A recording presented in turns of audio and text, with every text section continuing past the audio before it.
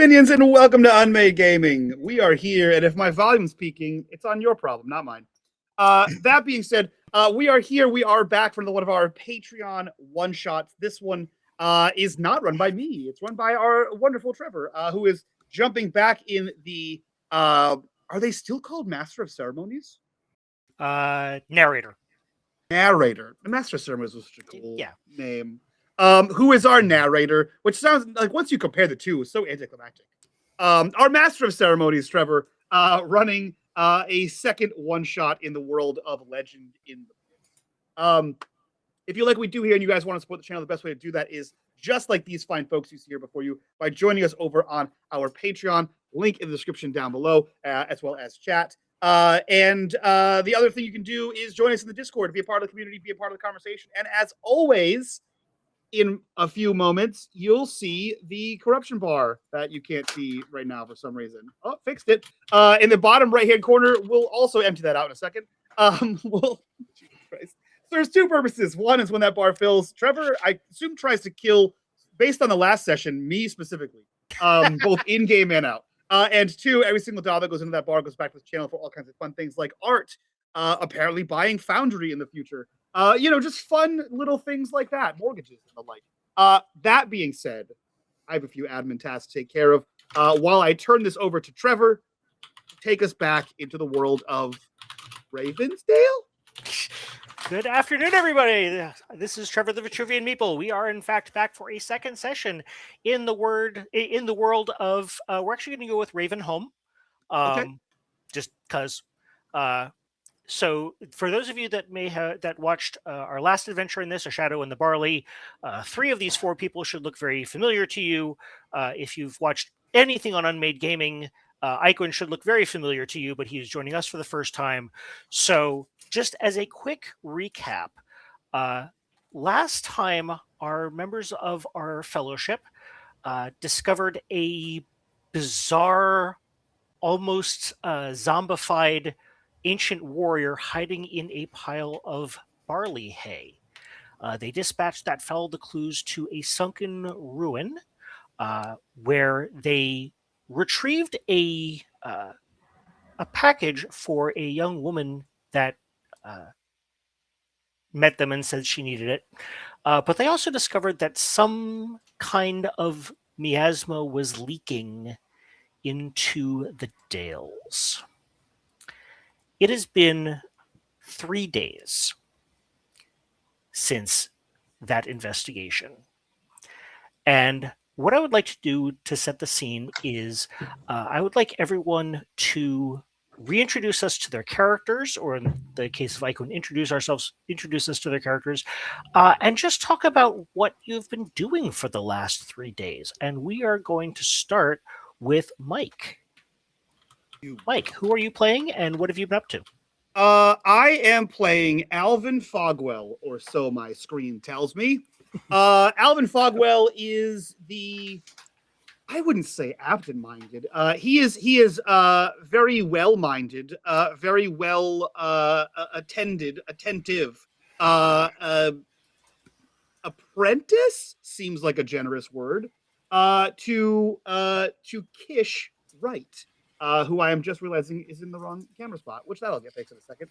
And Kish Wright is a crazy old codger, as some would say. But Alvin is firmly believing that he is someone who practices the old ways and knows the ancient rhymes and ancient words and ancient names that will allow him access to. Okay. And so what have you been doing for the last 3 days since your initial adventure? There was a follow-up question. He has categorized and labeled based on no discernible logic and or reason, only known to him, the varying types of goos, bloods, secretions from the shambling dead man, as well as the serpent, as well as any of the sludge at the bottom of the lake thingy. Just any sort of viscous anything that could potentially hold magic. Okay. And so he's categorizing all of that, and he has taken an entirely new notebook full of notes on what he thinks is happening. We love Alvin and his notebooks. All right. Well, let's go ahead and use that as a nice little transition, and we'll go over to Will. Will, who are you playing, and what have you been up to in the last 3 days? I am playing Kish Wright, and for the first day after the incident, I believe Mike's character had lap steel while reading textbooks, or was it carrying textbooks? Or both. Yeah. Probably both. Kish has been starting to go through some of the older books in his house, trying to look up ancient lore, trying to figure out any semblance of what may have caused an undead creature showing up, even though we don't have a word for that. Trying to go back to the old ways, see if there's any answers to help the present. Okay. How about Profo? Roger has sort of returned to his normal duties, but he has sought out the priestess that he met in their last adventure to see if she has any sort of answers. I mean, he's known Kish a number of years and knows that that his research will come good when it comes good, and there is no point rushing him. So he sought out the priestess. She saw some of the same things we did.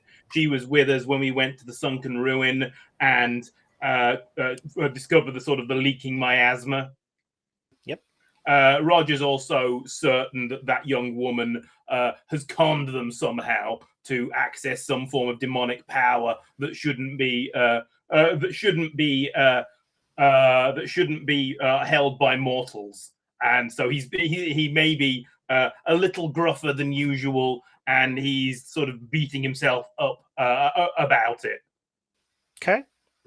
And finally, let's introduce ourselves to our newest character. Iquin, please tell us about Mara the Field Ward and what you have been doing for the last few days, and why it is of special import to you. Well, hello, I'm Mara. I am a humble barley farmer, and I've been farming barley for the last 3 days. Very important. I feed the breweries. Without me, there wouldn't be any barley. And without barley, you wouldn't have any beer. And every tired worker knows that you just need a good beer when you get off the fields. And I am here to provide. And that's what I do. I am very tied to my harvests. And I have no idea what time of year it is, but I say it's harvest time. Yep. It doesn't matter. I will harvest my barley. Some strange things has probably happened. I've heard about it in town. I haven't really cared about it until pretty much now, for no particular other reason than my players not being here. For now. Fair enough. All right. So, as I said, 3 days have passed since your exploration of the sunken ruin, and life in Ravenholm has almost returned to normal. Kish, as you said, you've been doing research. Maybe you've gone out to the ruin to do a cleansing rite of some kind. Roger, you've been working with your druid, whose name I forget. It's in my notes somewhere. Yep. Alvin, you've been cataloging everything. Mara, you've been watching your fields probably a little more closely than usual, given what happened to your brother. And on the third morning after that initial incident, everyone is waking up, starting to go about the business of the day. Some people are gathered in the common hall for breakfast, and you hear from the fields to the west, which Mara is close to, but not directly where your land is. You hear a scream of yours is probably northwest. Okay. Yeah, so this is the lands to the south of you belong to Old Garth, the shepherd.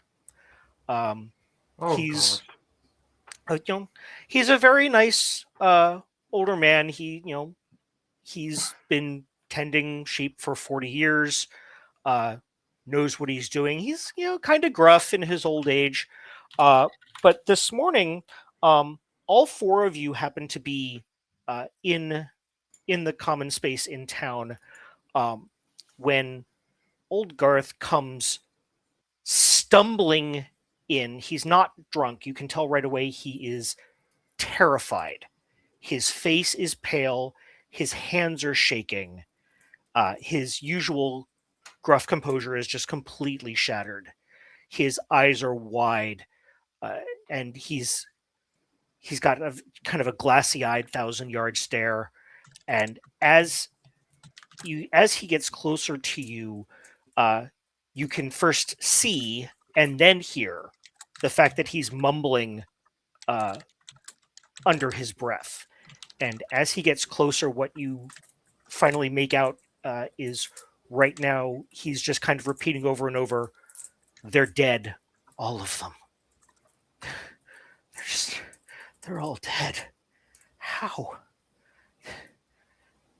And he is mostly looking down and kind of talking to himself. He looks up every once in a while as he's walking forward, and he looks like he is looking past all of you.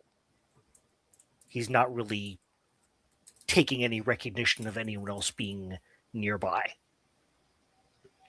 And we will start with. So, who would like to take the spotlight and do something? Kish would. Okay. Kish immediately goes up because he knows that he's in shock and slaps him across the face. Okay. And Roger is writing hurriedly in his notebook, and he's like, "Well, I could have done that." Yes, but I think Kish knows how to do it a little bit more helpfully and less painfully. So yes, you managed to kind of shake him out of his shock. I think Mara would give him a glass of water. Okay. He has the shakes. Give him some beer. Yeah. So Mara, you bring him a tankard. Some water. Some water to begin with. He can have beer when he calms down a bit. Don't want to spill it. And Kish, you kind of shake him out of it, and he looks up at you, and he blinks a couple of times as his gaze kind of comes back in and focuses on you. And says, "They're all of them, Kish. 30 sheep, just dead. No blood, no wounds, nothing. Just lying there like they all fell asleep and never woke up. And some kind of water seeping up from the ground. It smells like that old ruin, like old metal and death." That is not good. That sounds terrible. It was the water, you say? You didn't feed them any bad feed? You got the good stuff? Roger says, "We'll have to burn them. I'm sorry." Mara, it was some of the feed from your farm, same as I've been feeding them for good years. That's what I wonder about. My feed is top, excellent, exactly. and that is why that didn't even cross my mind. Very sad to hear, Garth. Very sad. Just a quick question. Yeah. Is the Shepherd's Land closer to the ruins than the cities at the moment? The ruin is kind of south of Ravenholm. Yeah. Okay. Garth's Land is pretty much directly west, maybe a little tiny bit south, but not significantly so. Well, Kish is gonna suggest, Roger, we need to check the wells real quick. It's a good idea. If the ruins water is seeking into the groundwater, that could have been the cause of the. Is there anything we can learn by you and the lad? It wouldn't hurt. Vivisecting one of those sheep. or whatever you call it. Autopsy. Yes. Autopsy turvy. Yeah. Yeah. Yes. Yeah, so Roger will go straight to the well, dump down a bucket, and bring up a little of the well water. What can we glean from it? Okay. So let's go ahead and we're going to make this a roll. And we are basically anything. And you may not be the best person to do this, but you're going to do it. So let's do it. You can bring a bottle. You can bring a bucket full of water up from the well, no problem. But to figure out how much information you can glean from it, go ahead and give me a roll and anything that you can think of that might be relevant to this. Again, this is Legend in the Mist, aka Random Bullshit Go. So sell me on it. Well, he's investigated a poisoning or two as the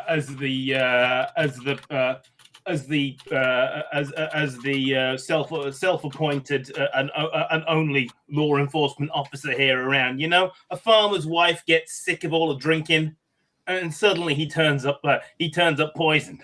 All right. So yeah, I'll take Protector of the Dale for that. I don't really see anything else that would apply. So go ahead and make me that roll.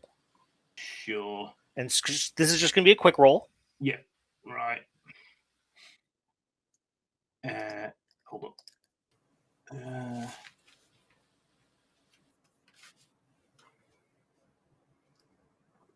Oh, we hope I can find the thing. Oh. Hold up, it'll be on the character sheet if in doubt. Yep, here I can just do it through the HUD for you. Like, okay. Go for it. Okay, so for those of you unfamiliar with the Legend in the Mist system, there are no attribute scores. Everything is described by a series of tags. Might want to check the zoom on the chat window for a moment.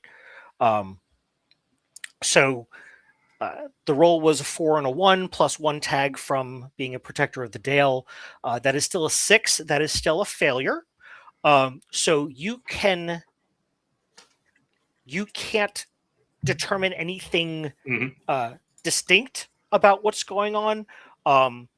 But you can definitely smell a little bit of that same kind of old metalish smell that Garth was talking about. But Kish, this water doesn't smell right. It smells like those ruins. I'd suggest we boil it, but I don't know if it's still going to be drinkable. Could I perhaps have a look at that? I use a lot of water in my work. Sure, Mara. Yep. Well, thank you. Lovely. Okay. I would like to invoke that I am a barley farmer of Ravenholm, so I farm. I also want to have studied the threat quietly. Okay. Yeah, you will. I will definitely take that past tag as it does apply. And a threat to my crops is a threat I would have studied. Yep. Yeah, go ahead and make a quick roll.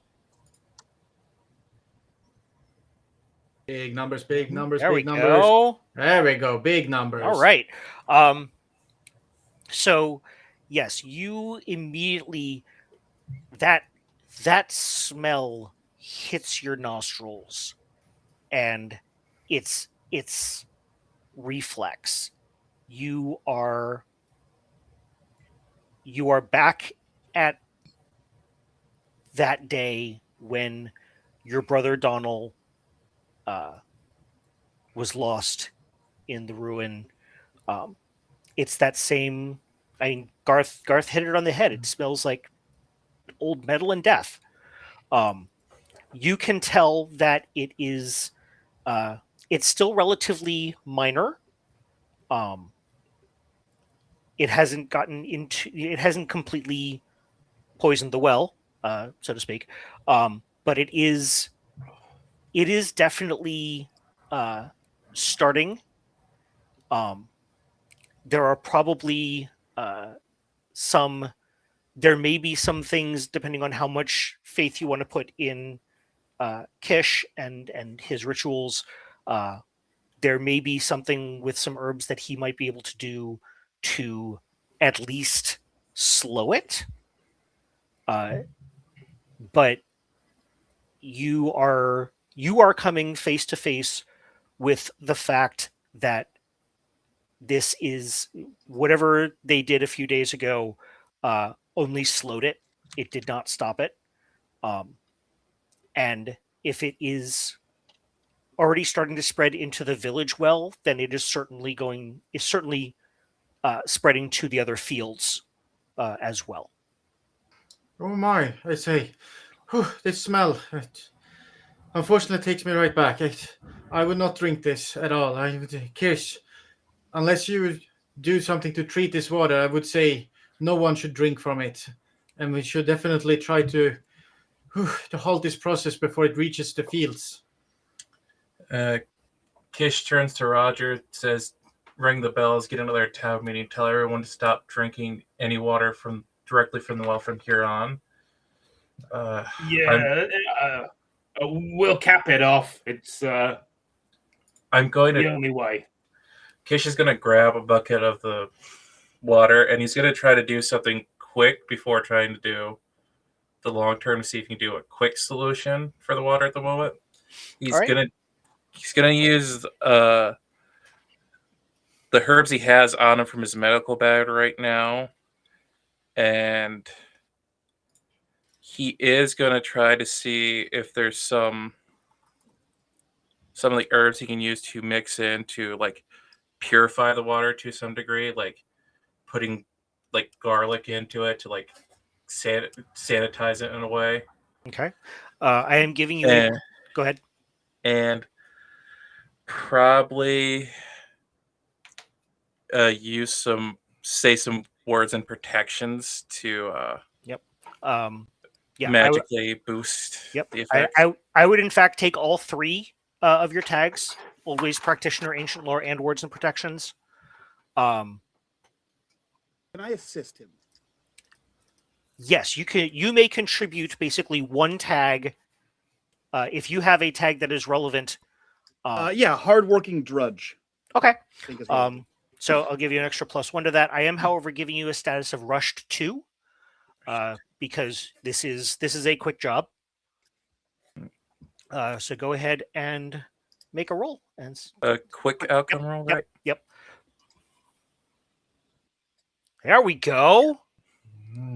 Nice. And that actually did not even take into account that +1. That's okay.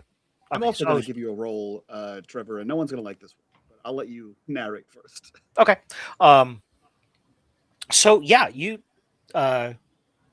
do in fact get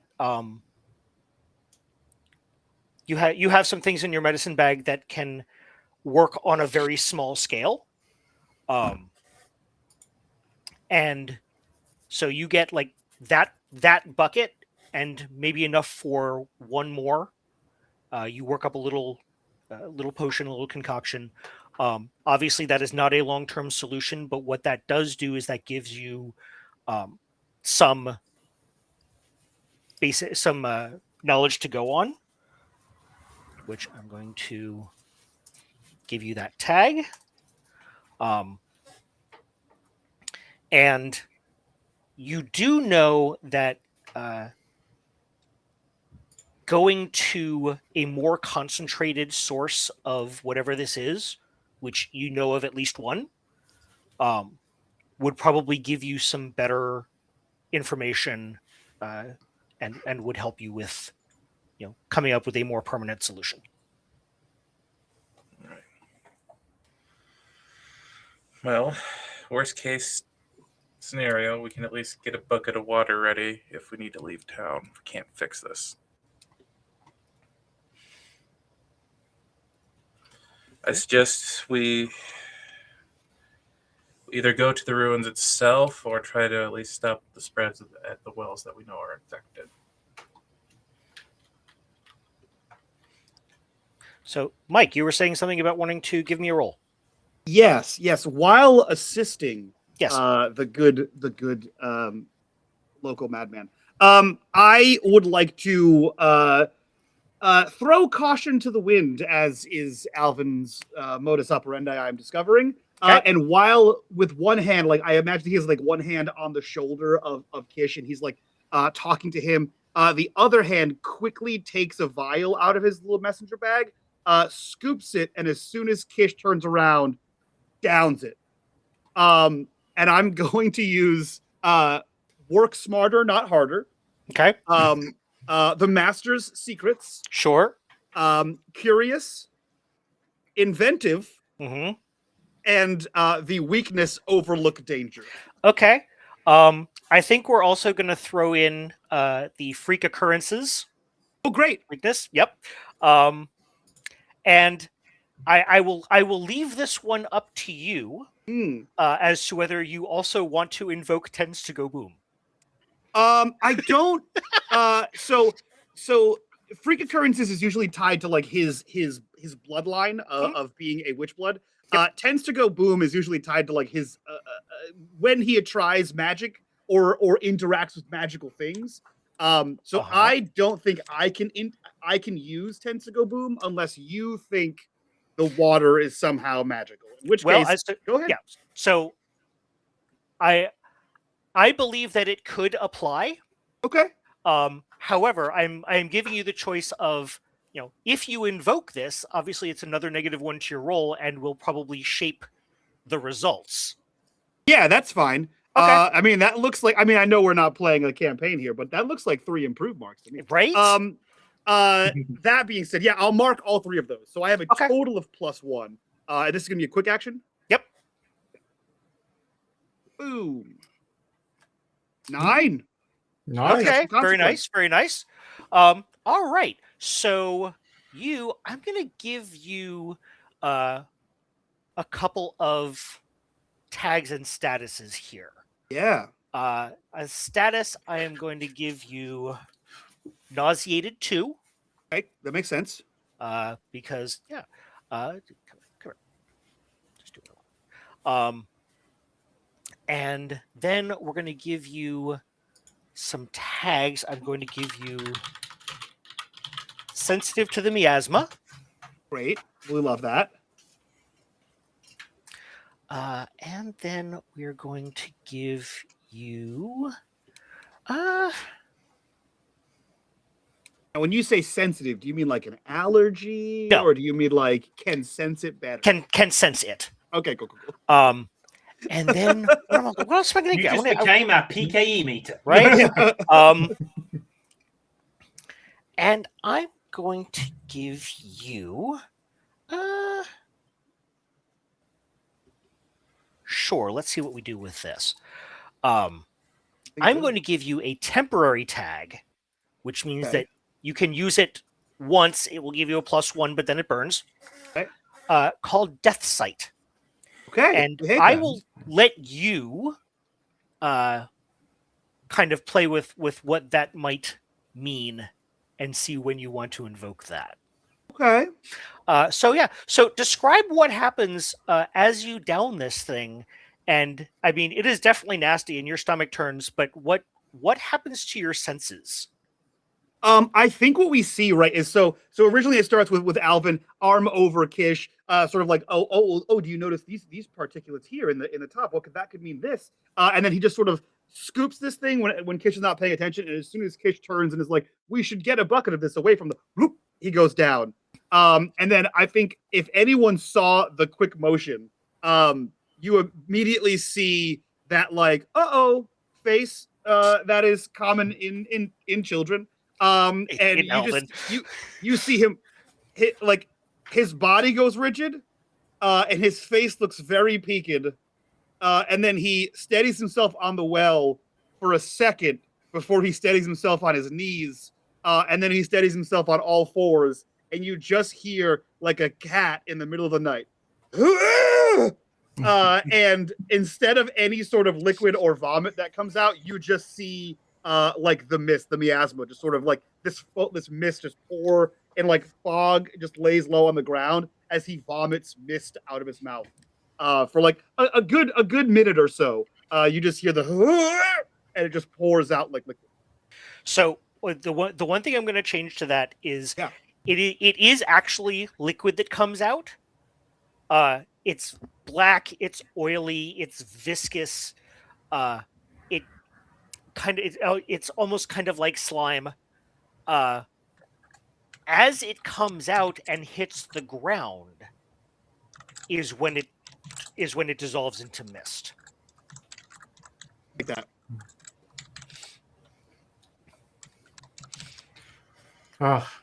I think Mara would just go over to Alvin and like pick him up, take her apron, and start to sort of, just wipe his mouth, wipe him off, and like, oh boy. Oh no, I'm fine. No, I promise I'm fine. It was a little bit of just like an experiment. Mm-hmm. Hey, we're fine. Mm-hmm. We're fine. Get it all out. Get it all out. We're fine. Keep- I'm fine, keep- sir. keep Master, I'm fine. wiping I'm fine. Kish Keep- shoves keep charcoal down wiping your you throat. He is used to this. And chews black teeth, chews the charcoal. No, I'm fine. I've had a sip of the ones I brought home. This is right along those same lines. How Get much- it all how out many- now, child. Get it How all many out. times do we have to go over safety of not Well, getting sometimes- sick while treating people? Sometimes it's faster if you just, down the hatch. So, Alvin, as you regain your ability to breathe, your stomach is still turned, but you are slightly recomposed. The color drains away from the world for a moment. It goes black and white, and you feel, as much as you can see, lines, currents of whatever this was. You can feel it underneath the ground. You can feel it is definitely coming from is actually coming from further west of the city. So it's not actually coming from the direction of the ruin. Okay. But that explains why it was presumably so much stronger in Oldgarth's farm, and affected his flock so much more, and that is just starting to get to the village now. And you can you feel this, and it's you get a feeling in your head as if you were hearing an oncoming rush of water, but you're not actually hearing it. You feel like it. And then in a moment, it is gone. The world is back to normal. And you realize that you've been standing there for just a moment, but you completely tuned out, and now you kind of snap back into your body. I think as he sort of snaps back in, and I imagine Kish is sort of like bent down to give him the charcoal. He grabs Kish on the shoulder. And he says, "We have to go west, like very far west." I don't know what just happened, but the whatever's the poison or whatever's in this water, the source is far to the west. Silly question, but is that not where we were just 3 days previous? Yes, but past the more wester. They were more south than west. will explain why the shepherd's getting affected first if it's coming from the west. Some underwater aquifer or something like that. It could just be groundwater. Could be. So as this is happening, and Alvin, you are not particularly trying to stay quiet with this, I would assume. No. You all start to hear murmurs from the rest of the village, and a voice that you unfortunately remember from the other day. One of the locals whose name is Macross. He was the one, if you recall, that was basically trying to whip the crowd into a panic. He's he's the local alarmist. He has now started shouting, "See, this is what I was telling you. The land is poisoned. We have to go. We can't stay here." Kish throws a tomato at him. Okay. So yeah, sure. Make me a roll just to see how this goes. I think it's just gonna have to be Roll for tomato. Yeah.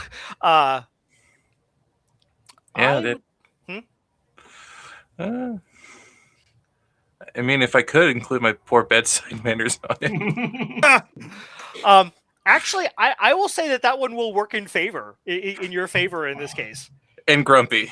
And Grumpy might work in this too. No, because yeah. I assume that you're going to basically try to use this to distract him and then talk him down. So, well, first we'll see what we can do with just the tomato, and then we'll see what happens from there. All right. Good. It's a quick roll.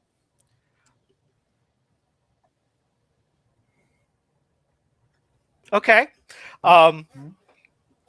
So, yeah, you manage to get him distracted, but you are seeing that you did this a little too late to keep his message from starting to spread. So now, Roger will step forward and be like, "Who said we had werewolves when we had a couple of stray dogs?" He points towards he points towards Macross. "Who said we had vampires when there were bats in the belfry?" He points again. "This man's imagination has led you all down the garden path more than once. You know the tale of the boy who cried wolf, or indeed man who cried vampire bat." All right. People, how old is Keep Macross? your heads. Is this a lot older or younger than me? I'm 32. He is just a few years older than you. He is in his mid to late 30s. He is let's see, what does he do? He is actually a cobbler in town. So he is the local shoemaker.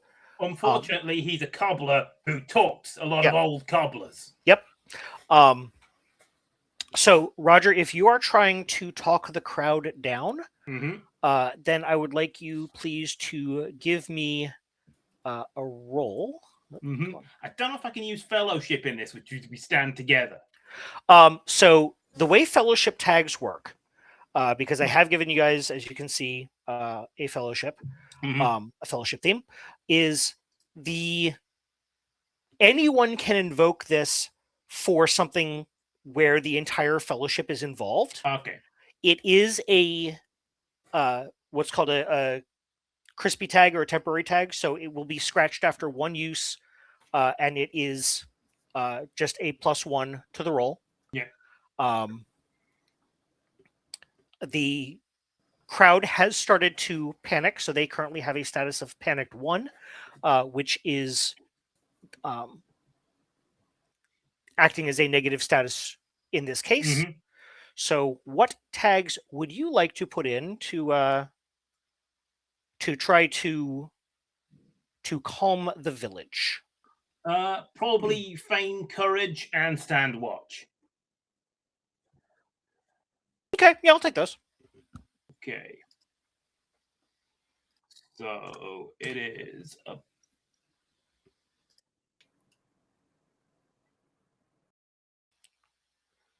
Okay, so 6 and then -1. Okay, Yeah. so if you could do me a favor and roll from the HUD instead of your character sheet, because they're still can't figure it out. Still can't get it to work, even though okay. it's supposed to be there. Okay. Weird. Okay, so that's Yeah. so -1 from that is a 5.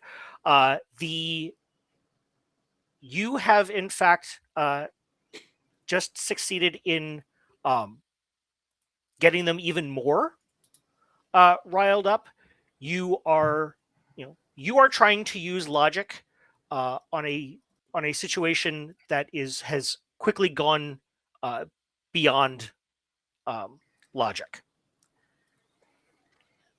So quick tips, Profo. Yeah. Click and drag to somewhere where there's nothing in Foundry to deselect Oh, yeah. and then click on it. That works for me Mm-hmm. to get your HUD up. For Meeple, I would like to approach Macross Okay. and be very hastily, straight backed as any direct and no nonsense farmer, and then go to grab his ear just as you do in a small child and be, Macross, you daft man, come with me. Are you going to scare up our neighbors like this again? And she also takes her apron, the same one that she cleaned up Alvin with, and start to clean up the tomato from him and be like, don't you know that you sound daft when you say things like that? You're going to stand here in front of everyone, spouting this nonsense. You do good shoes. You're a good cobbler. Keep your head down and mind your business. And he's just she's going to scold him publicly in the way where she hopes that the audience will look at it like, oh, it's just some random nonsense talk from across again. There's no need to panic. Okay. So you are using this also to try to calm the crowd. So Yes. the crowd that is now panicked 2. Yeah. So I'm going to go with direct and stubborn and cut through the nonsense. Okay.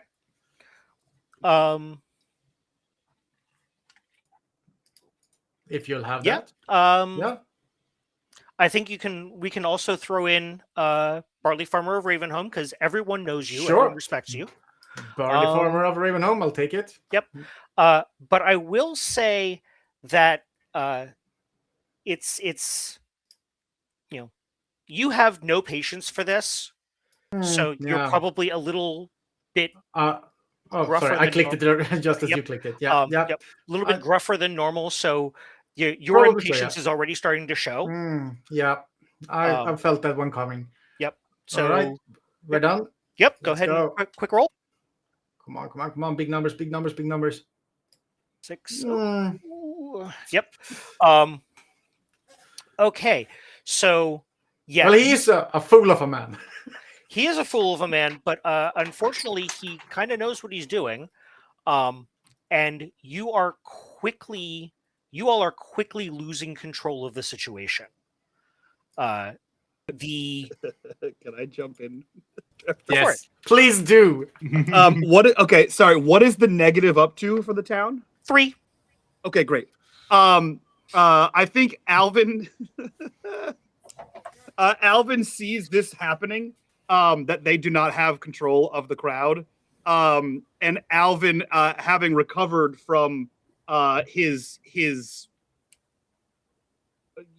liquid water death fog thing, he kicks over some apple crate and stands on top of it, and he goes, he's right.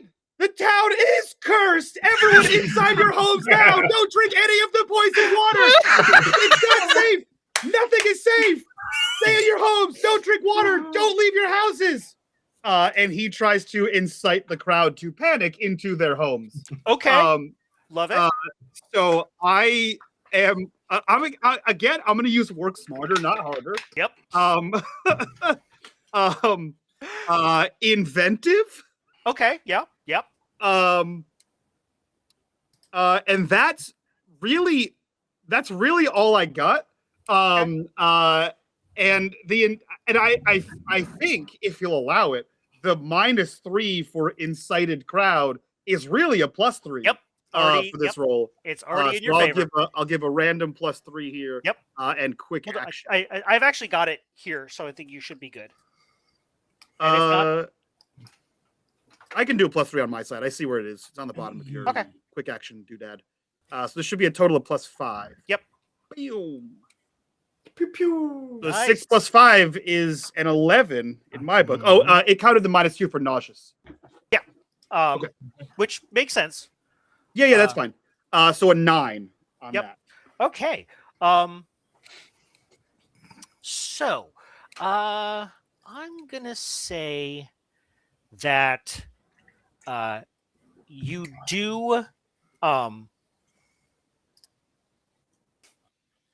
do manage to direct them into to get them to panic into their homes.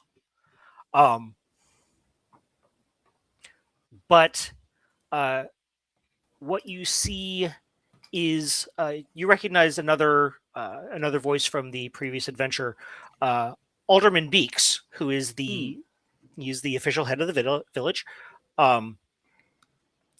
He kind of gives you a glare, and then Kish, he turns the glare on you, as it is well known that Alvin is your apprentice. He can see Kish is already fucking done. And is thinking of how to punish Alvin at the moment. Alvin looks like he nailed it. Alvin Fogwell, was that really necessary? Listen, guys, listen. What is rule 3? Rule 3. Rule 3 of treating patients. What is it? You threw a tomato at a man. To get him to shut up. We needed to get them in their house. We needed to stop them from drinking the water. I got them in their house. Enough! Stop drinking water. The alderman has now, yelled and he looks at the four of you who have had the situation go from bad to oh so much worse. The four of you, go figure this out. See, now. The plan. Of course, Elderman. Of course. He doesn't need to know we were always going to go figure it out. Very well, Mr. Deeks. I trust you can keep a lid on the situation. I walk over to Deeks, hand in the bucket. This is the only bucket I've been able to purify right now. If we're not back in... Kish looks at the sun to figure out what time of day it is. It's still in 2 days. In 2 days. If we're not back in 2 days, go to the other nearest village to the east. There's no ifs, ands, or buts. It needs to be done. Because if we can't stop this spreading, it's just going to keep getting worse. So he bristles a bit at the fact that you are giving him orders in his village after he has basically just kicked you out. But he also takes a moment now that the flare of temper has kind of gone down, and realizes that when all is said and done, you're right. So he kind of dips his head down and grumbles and nods in agreement, and then turns around and heads back to the common house. And if the cobbler doesn't shut up, and the next time something like this happens, I'm sewing his mouth shut.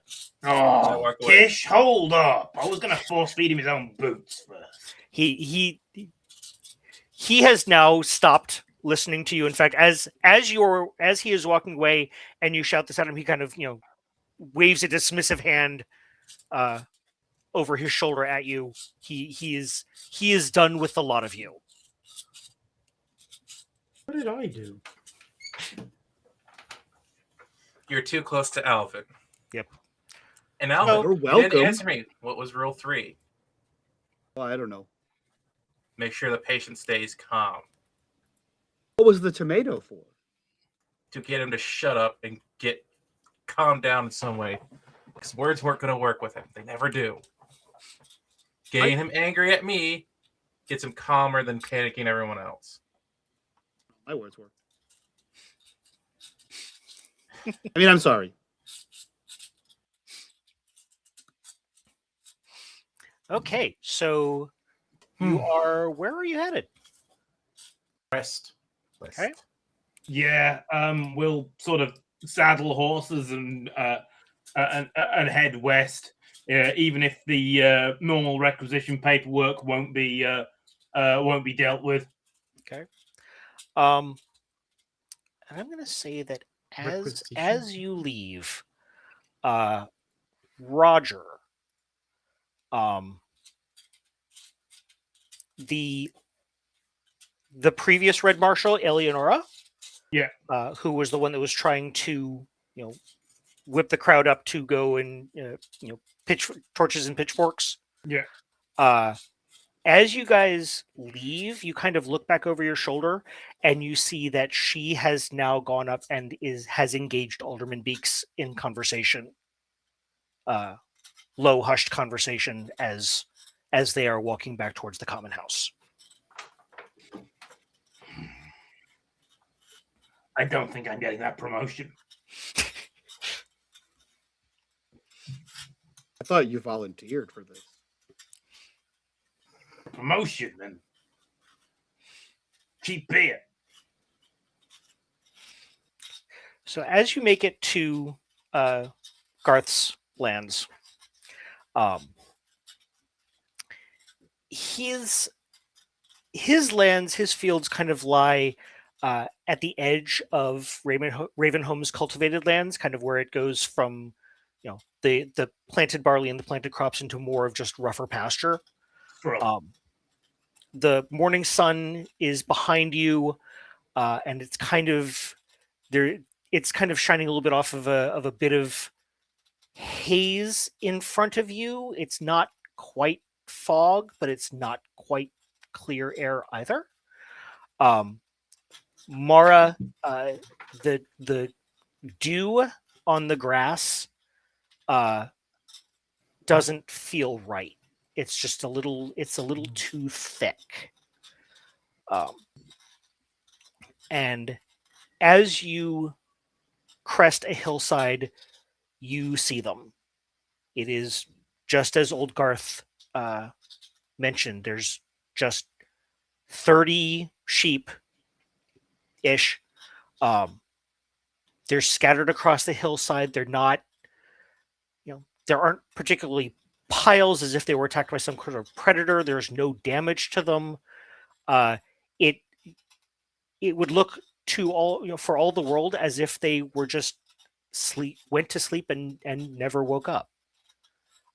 You can tell that is not the case, though, because even though they've only been dead for a few hours, you can already see the bodies starting to bloat.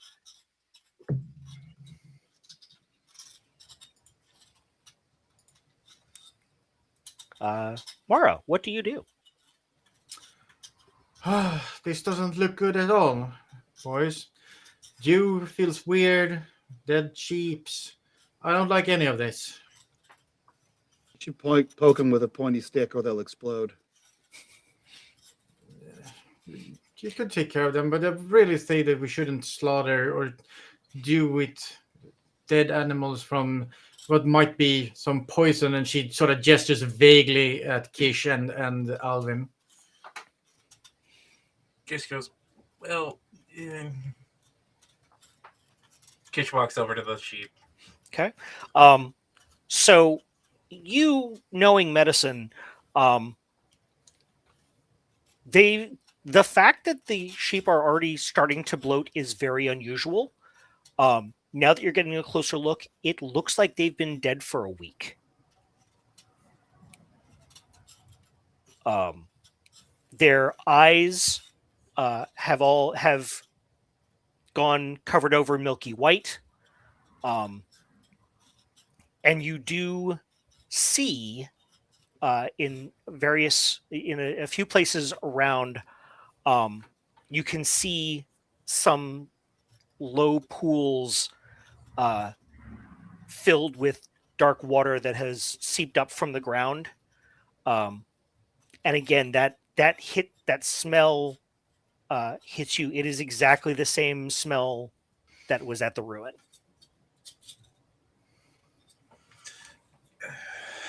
Think Kish, seeing that the liquid's coming out of the ground, Kish would turn to Alvin. Alvin, do you have a shovel on you? Of course. He rummages through his bag and pulls out like a gardening trowel. Okay. Hand it to me, stand back. And Kish is going to dig into the ground slightly to see not soaked, I'm trying to think of the word. Saturated? Saturated, yeah. How saturated the soil is. Okay. Let's see. Yeah, it's like you're digging a borehole. You just don't have the right tool. Would seen a thing or two kind of apply here? Yeah. So so you're gonna make me a roll.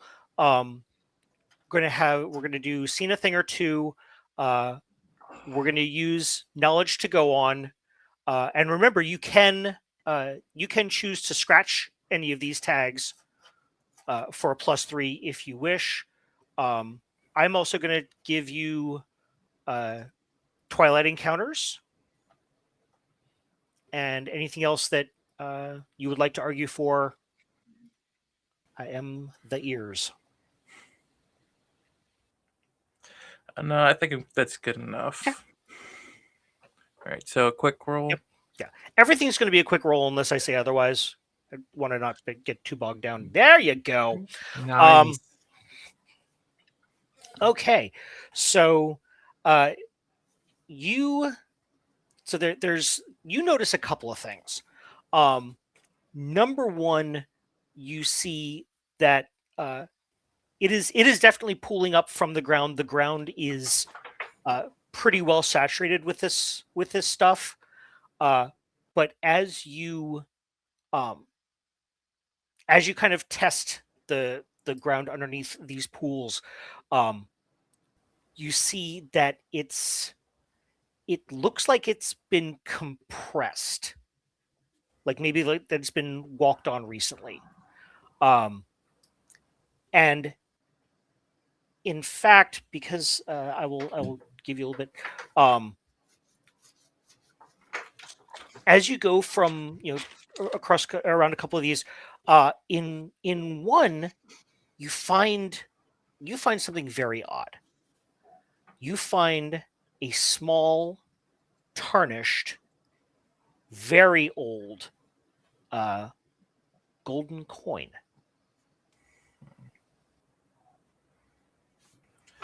Kish picks up the coin and he looks at the symbols on it to try to judge how old it is. Okay. Like previous rulers on it or anything. Yep. So, give me. We'll do ancient lore. We'll do seen a thing or two, storyteller.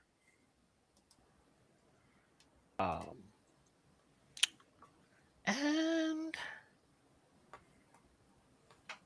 yeah, I think that's going to be it. Unless you'd like to argue for something. No, I think that sounds about right. Yeah. Okay. So you do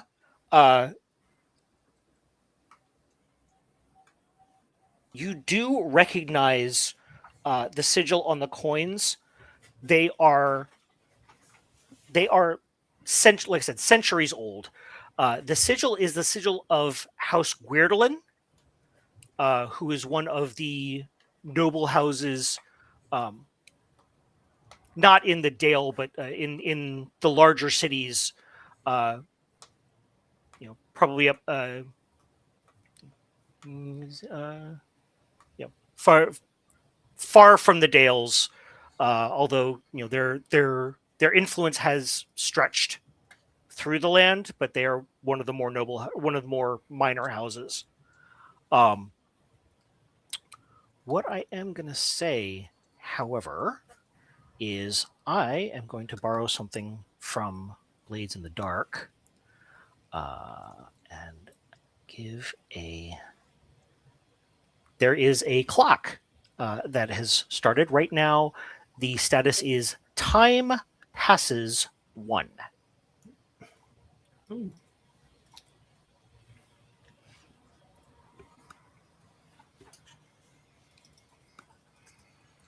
So you do get this information. It takes a little bit longer than you probably would have liked. You said for Alderman Beeks to give you 2 days. You probably take most of the morning at this point, between traveling and investigating, and then mulling over the coin. It is getting to be on about lunchtime. Can I ask to do something when we are at the chiefs? I'm thinking we established that the water was saturated the earth. Kirsch, you shared this with everyone, right? Yeah. Yes. Can I, as a barley farmer of Ravenholm, who can read the land and it's tied to the harvest, which we also established it is harvest time, see if I can get where the water is coming from to saturate it? I'm in my mind, I should be able to read the land to see where water should be coming from and how much water there should be this time of year, and therefore make an educated guess of where the water is emanating that is poisoning the normal water. You can. I'm not going to take tied to the harvest, but because of well, hold on. Because of what this is, Okay. I will take studied the threat quietly and lost my brother to the ruins. Oh, all right. Can I also, was that on top of the read the land and barley farmer? Yeah. Okay.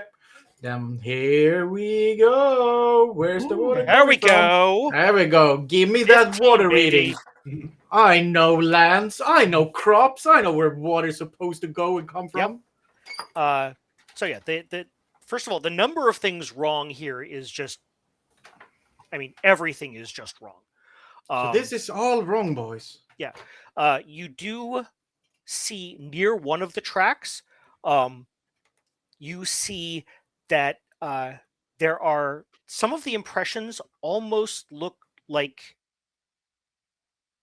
they might have been footprints. And in fact, when you study them, they're degraded, but they are roughly human-sized, and they're deeper than a normal human footprint would be. What do you think about those footprints over there? Aren't they a bit heavy? God, they look like someone was wearing armor. I fought one of the risen soldiers a couple of days ago, and they died in full armor, died with the boots on. I see. I'm thinking that's a lot of things wrong here. The dew is all wrong, the water is all wrong, these footprints look all wrong. What direction are the footprints going? Are they heading towards town, or are they going west? So they are so by tracking them, they look like they came into this field going further west.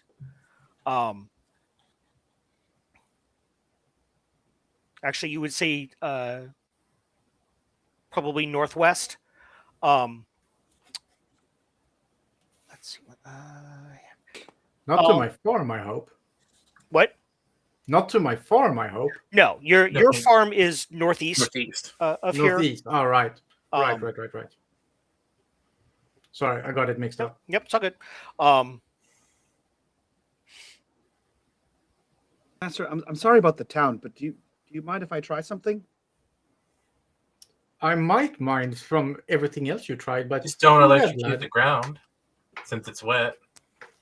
I promise Yeah, not to lick whatever the you ground. do, kid, don't lick it, suck Don't it, drink the water. imbibe it.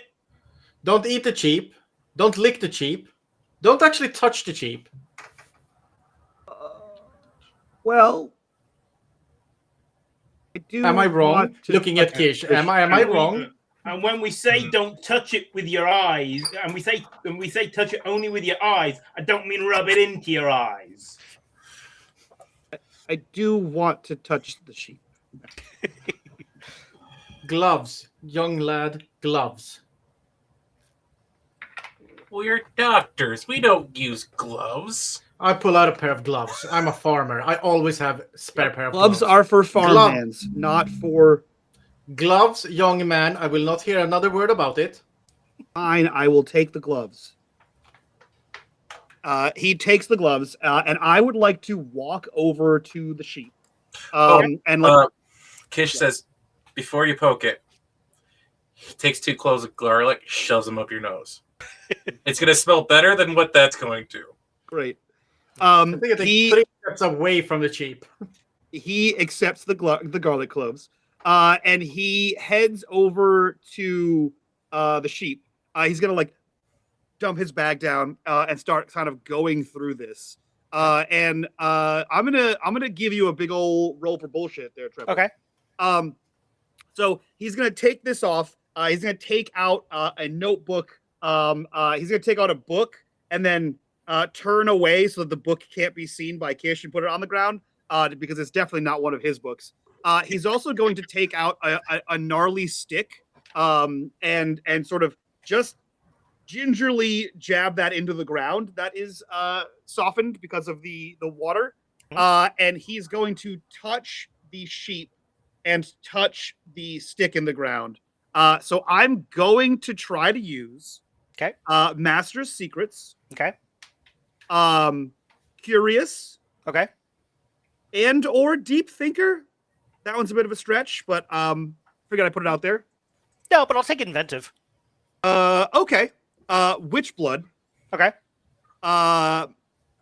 Rudimentary Magic. Okay. And Beginner's Wand. Okay. As well as Death Vision. Okay. And Sensitive to the Miasma. Love it.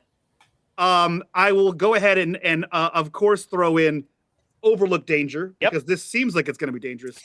Freak Occurrences. Okay. And because I already mentioned Exploding Sheep, tends to go boom. Love it. Okay. You are so- still nauseated, which is still working against you as well. 5, 6, 7, 8. So it's a +8, a -5. Yep. So the intention is I want to not see how the sheep died. That seems to be pretty obvious. But like I want to see what killed the sheep. Okay. I already know that there's something in the west. So I'm sort of channeling my innate magic with a book that I shouldn't have from Kish. So the Master of Secrets, things I've learned from him, and like what's happening is magic, and I want to take everything I know and the natural elements around me and see if I can locate the source of this, what the thing is, what's causing the water to be fuckery. Okay. All right. So quick action. Okay. 10 plus. Love it. Okay. So yeah, you your eyes kind of roll back into your head as you feel like you've almost become part of this current. The easy answer is that the sheep died from drinking this nasty ass poisoned water. That's the easy part. Makes sense. You can feel again, you kind of tap into that flow, and you can feel that it. You kind of see as you look up, and again, you've kind of gone into that black and white vision. You see the various seepage points kind of start to glow in your vision, and you see that they are absolutely forming a line. And that line points northwest toward a village called Skunk Glen. And in between there is in between here and there is an old abandoned farmstead known as Hollow Cross. And I think we see like where his hand touches the stick and where his hand touches the sheep. Like and all the places where like Kish shoveled, mist begins to like come out of the holes in the ground, right? Yep. And then all at once he just sort of grabs all of his things, wipes off the wand, puts it bag, books, everything. And you said it was Skunk Glen? Yes. Okay. He says, we have to go. I think we have to go to Skunk Glen. There's a farm. There's something has happened at a farm. It's an abandoned farm near Skunk Glen. Don't ask. You don't mean Hollow Cross, do you, kid? Croft. Yes. Croft. Hollow Croft. Oh, I think let's Kish go then. kind of wants to ponder as we're traveling and trying to remember the stories as we're traveling there. If that's where the problem is, let's go and set a stop for this. Okay. So I'm gonna say, yep. Okay. So you guys do start. You guys start on the way towards Skunk Glen and Hollowcroft. The first thing you notice, and Mara, I think you're the one who notices this. As you're traveling, you notice that there's normal wildlife, like, on either side of you, but you see birds flying above you to your left and above you to your right, but there's nothing straight above you. You also notice that as you're following this trail, you see a small fox kind of watching through the grass, and then as you approach, foxes and other wild animals are normally not too fond of humans, but this one seems almost driven away. There is, animals know when something's wrong. Right. Boys, is it just me, or is there a distinct lack of wildlife around us? Well, if something's killing living creatures in the water, it would make sense that Yeah, well, the direction we're going is wildlife like over there. There's wildlife like over there. And you saw that fox just a second ago. That's weird. That's not how critters usually behave around my farm. Oh, animals usually don't like me, so I can't understand why. We did say we were riding horses. Are they feeling spooked going down this path, or hesitant? I had forgotten the horses, actually.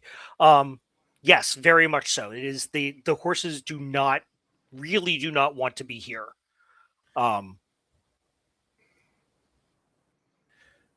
think Kish suggests that we start going like more on the left side instead of directly down the middle.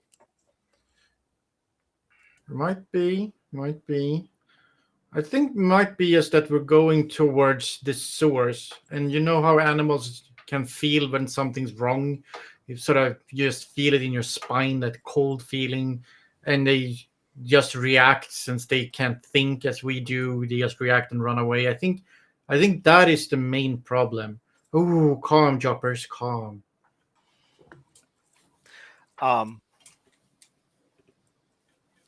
you're going, Roger, you notice something. See, you see, there's someone else has been here within probably the last day or so. There's broken branches, there's disturbed earth. You can't really get any feeling for like tracks or directionality.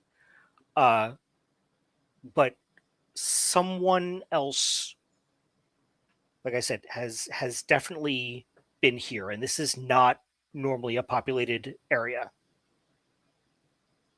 And there are no sort of tracks or sort of like,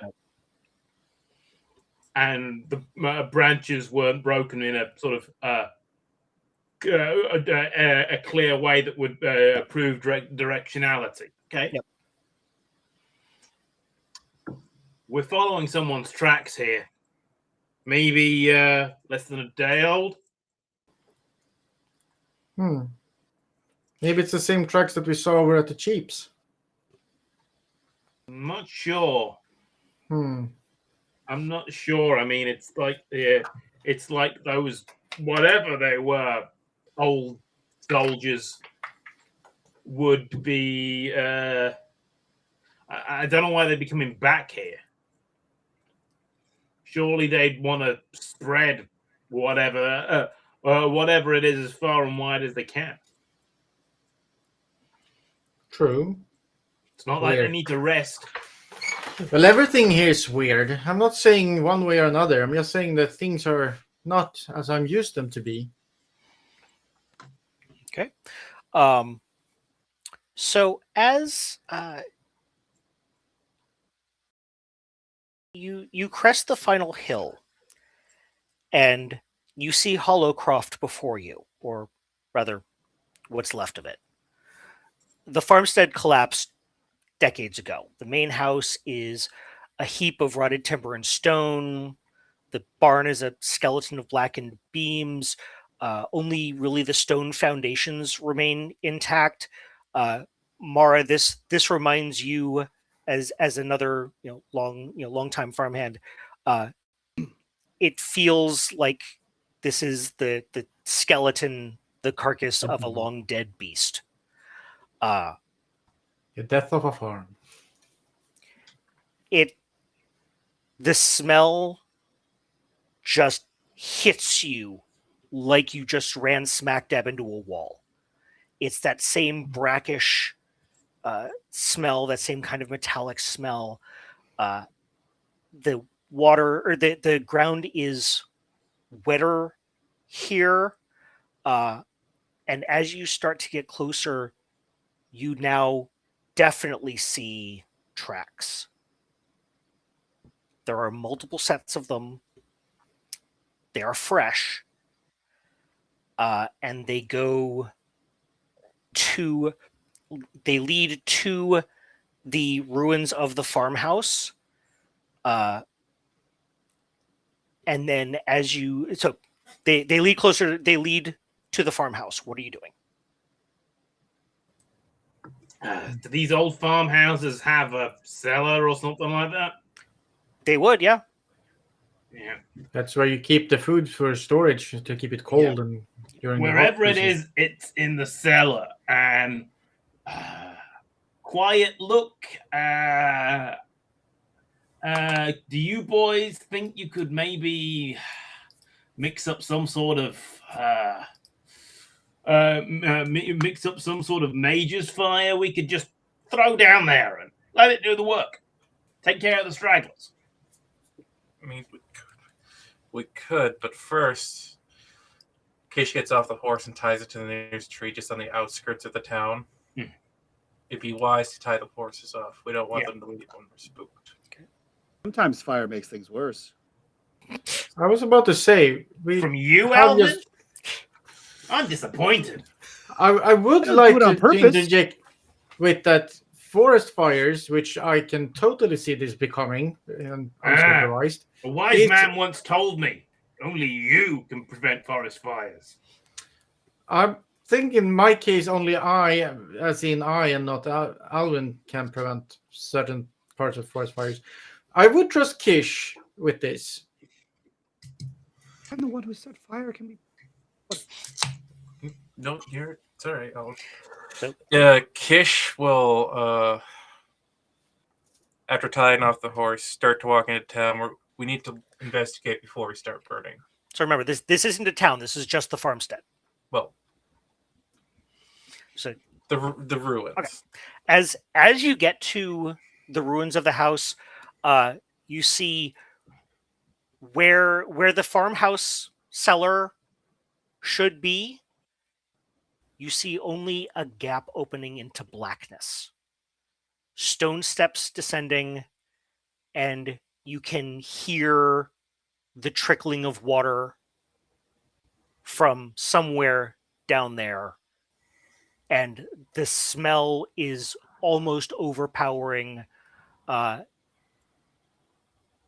whatever you came to find, it's down there, and it's waiting. Kish takes part of his shirt, pulls it up, and he suggests everyone else do the same. I will take her apron.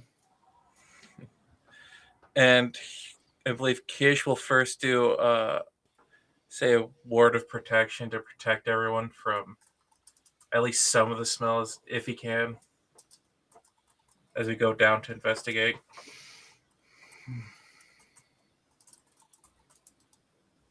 One second here. Alvin can't smell anything because he still has garlic in his nose, and has the entire time. So he just adjusts his bag and follows Kish. Okay. I think Mara will wait to be the last one down. Well, gentlemen first. Oh, Roger, do you have a torch? I just thought about that. Yeah, he goes and gets one from the saddlebag and lights with a flint and steel, unless he can find anything that he can maybe improvise another torch out of, so they can have one at the one forward and one rear. I'll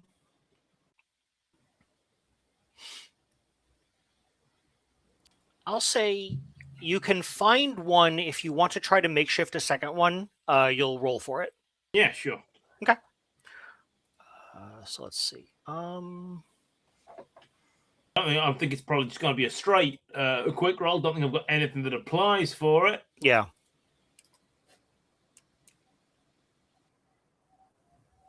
Nah. Nope. Oh, this wood's all as wet as the ground. Yeah. Yeah. Any wood that you try to get to make into a makeshift torch is soaked in this nasty shit. And you probably don't want to see what happens when it burns. If it burns.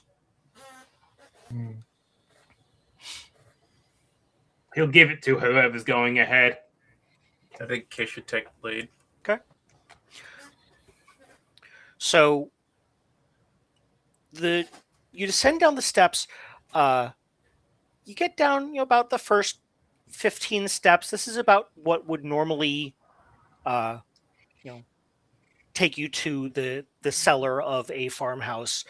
But it just kind of keeps going. You can see a little bit of the ruins of what the cellar used to be. You can see a few collapsed shelves in the bits of the wall that are still around you, but the entire middle of the cellar looks like collapsed, sunken in.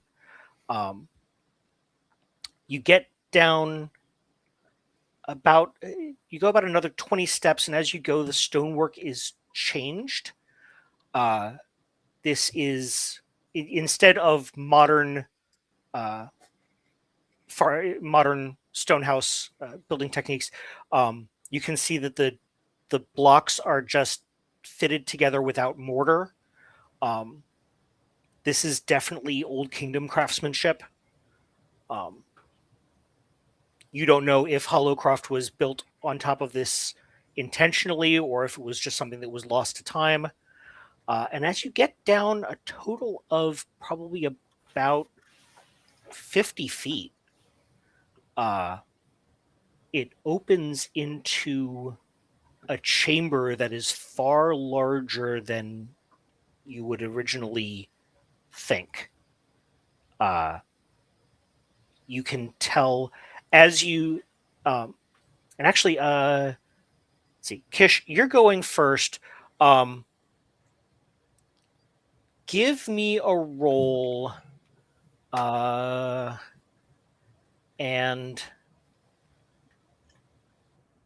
I think we can throw in seen a thing or two, and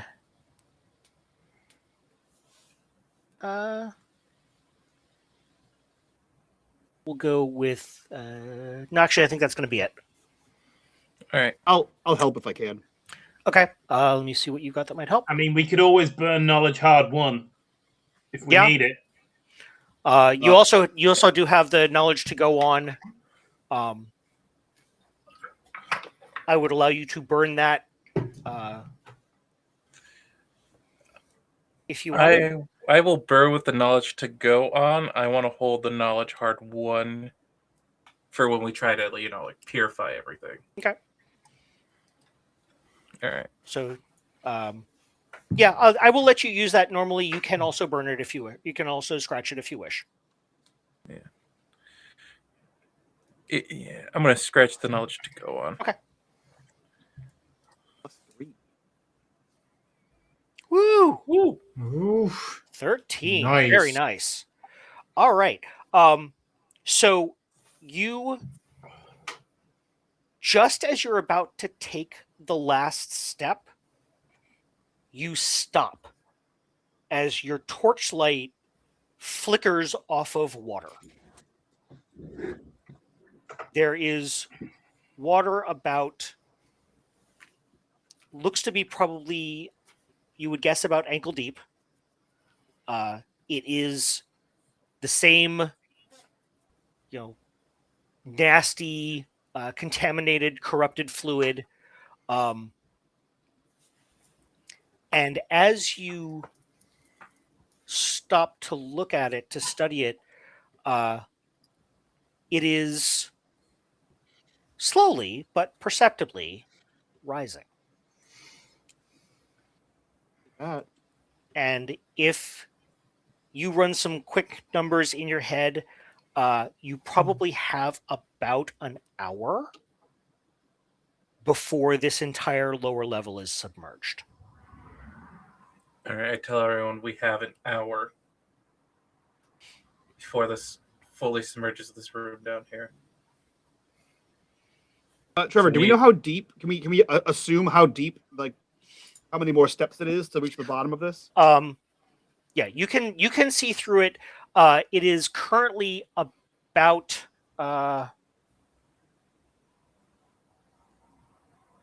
you would say that there's probably one stair step that is just barely submerged. Okay. So you guess it's about ankle deep. I would like everyone, please, to make me a reaction roll. And I'll go through this one. Okay. Oops, sorry. That's all right. We'll go through this one by one because no, I'll tell you what they do. So because everyone's going to be different, and you can invoke tags for this just like any other roll. Kish, you can use Old Ways Practitioner, Wards and Protections, and Tough, or no, not Tough Cookie.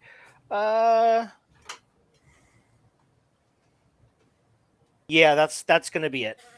All right.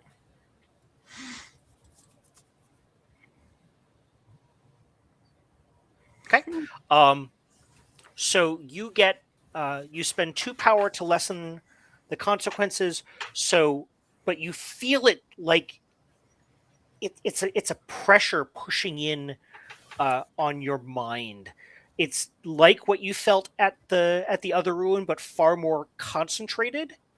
So you're finding it really hard to keep any kind of concentration. You are, even with resisting 2 of it, you are still distracted 1. Alvin, like you to also make me a roll. I think you can use rudimentary magic, but freak occurrences is going to work against you. And I think in this case, sensitive to the miasma is also going to work against you. Okay. Am I still nauseous? No, we can. It's been long enough. You can get rid of that. Okay. Let's see.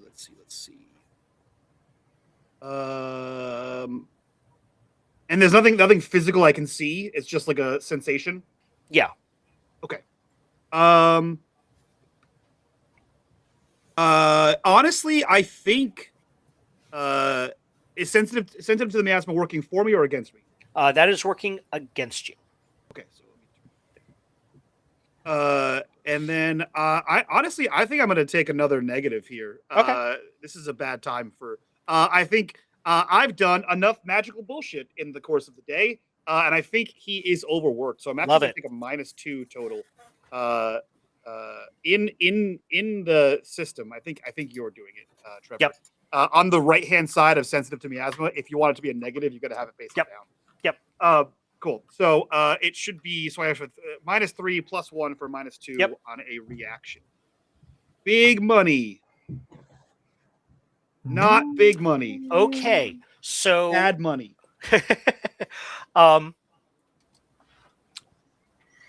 I will offer you a choice. Okay. You can take a distracted 3, which is something that you can use. You can, if you want to take some time to try to acclimate yourself to it, you can attempt to buy that status down. Or we can scratch memorize spells. I will leave that up to you. How do you remind me? How do you buy the status down? You basically have to take some time to rest. And in this case, it's just like any other role, and you're using power. This would be under the empower category. You would be using the power of that role to buy the status down. Oh, okay, cool. So just like a normal detailed. Yeah. Yeah. Okay. What is happening so I know how to respond to it? It is, again, the feeling here is kind of corrupting your mind. It's making it very hard to focus, and in particular, it's kind of rifling. It's messing with your memory, and it's kind of making it hard to remember the spells that Kish has taught you, the lessons that you've learned. Okay. I think to buy this down. Do I know what the negative stat, what the tier of the? So that's what the reaction roll was to initially resist it. So you have it. Okay. So I'm trying to reduce it though, right? Right. That's what the reaction roll was for. Okay. So do you want to scratch the tag or take the status? I'll take the status. Okay.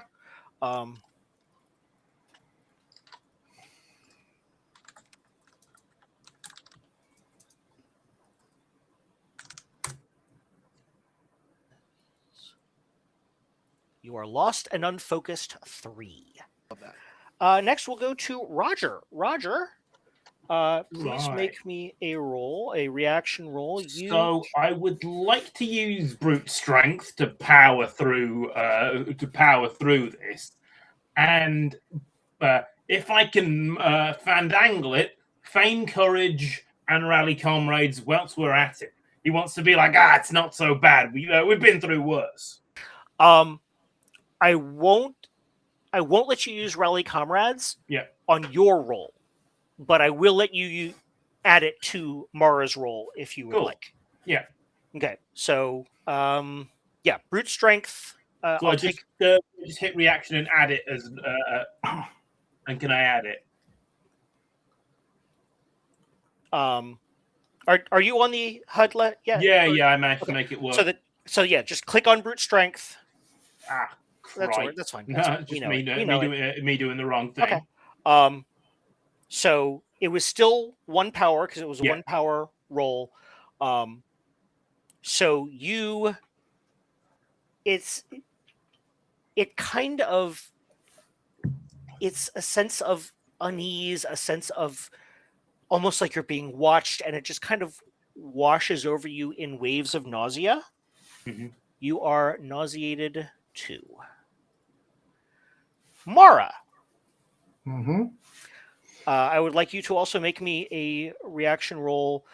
You can, at the bottom of your HUD, you can add an additional +1 at the bottom for as Roger is attempting to rally you through this, even as he is succumbing to it. Nice. So was this some kind of mental effect that I'm trying to work against? It is a mental effect. It's kind of hitting you more physically. So I will say you can use Strong from Labor, and you can use Won't Back Down. Yeah, those were, but was also that, or maybe direct and stubborn. Like I'm going down. There's nothing stopping me from getting to the bottom of this. Yep. Yes. Any negative you want to add on it before I click it? Well, I will give you the option. Ooh. Do you wish to invoke Haunted by Grief? Yes, let's do it. This feels like I'm back in the ruins. Yep. So it's you are back 3 years ago. Nothing's gonna stop this bitch. Yep. We're getting to the bottom of this. Yep. You focus yourself, and I power through the sad memories, and I know that I won't let anyone else be lost here. And it's up to me and these moron boys to fix this. Yep. So, because that was you're back there. Did tell us how that memory, even though it is one of the lowest points of your life, how that helps you power through where you are now.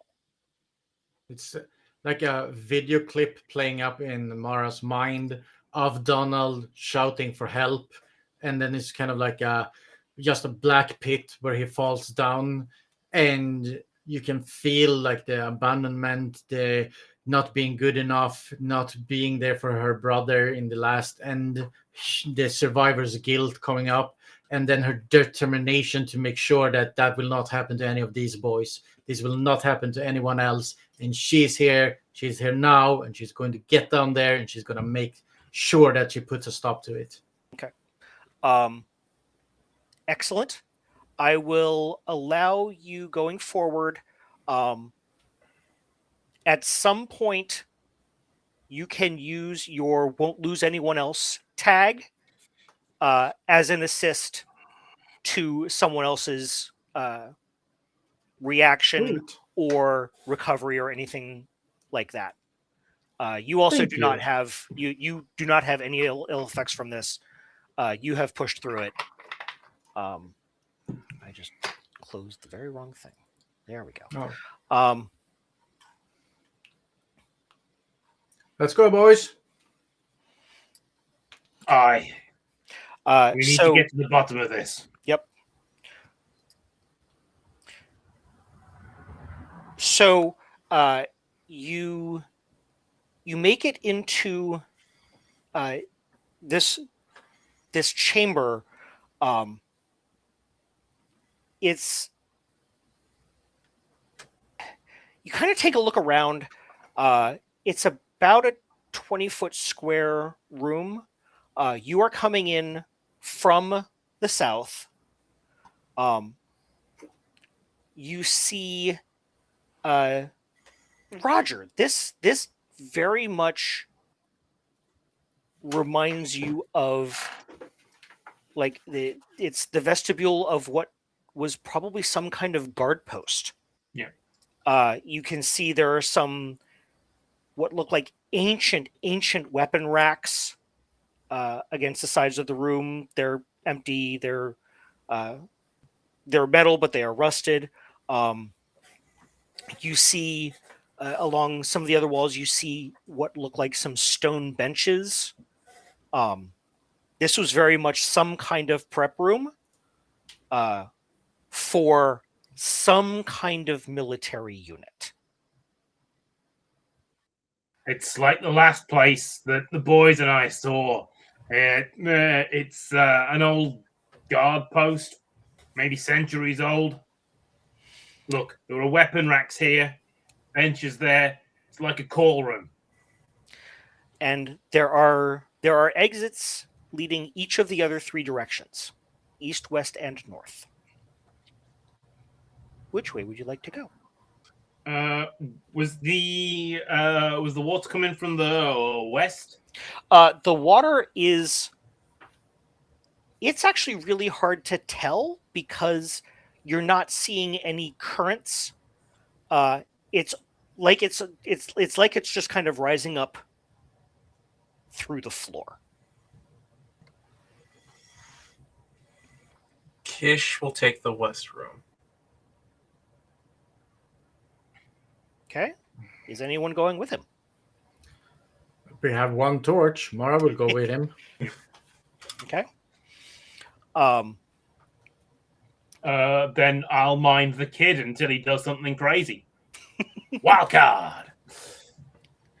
Okay.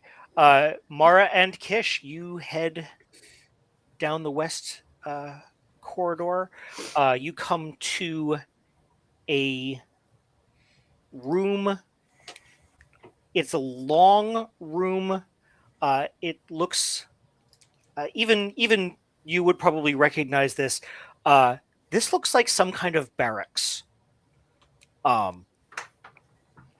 There are stone bunks. There's as you search through the room, you find some rotted remains of bedding. You find some old dice, combs, other kind of personal effects from the guards that were here. And you do find a very old, but somehow still mostly intact journal. Kish will open to the last few entries in the journal. Okay. Figuring that that's probably when shit hit the fan, since we are on a time crunch. Yep. So go ahead and make me a roll. You can use Always Practitioner, Ancient Lore, Seen a Thing or Two, and Storyteller.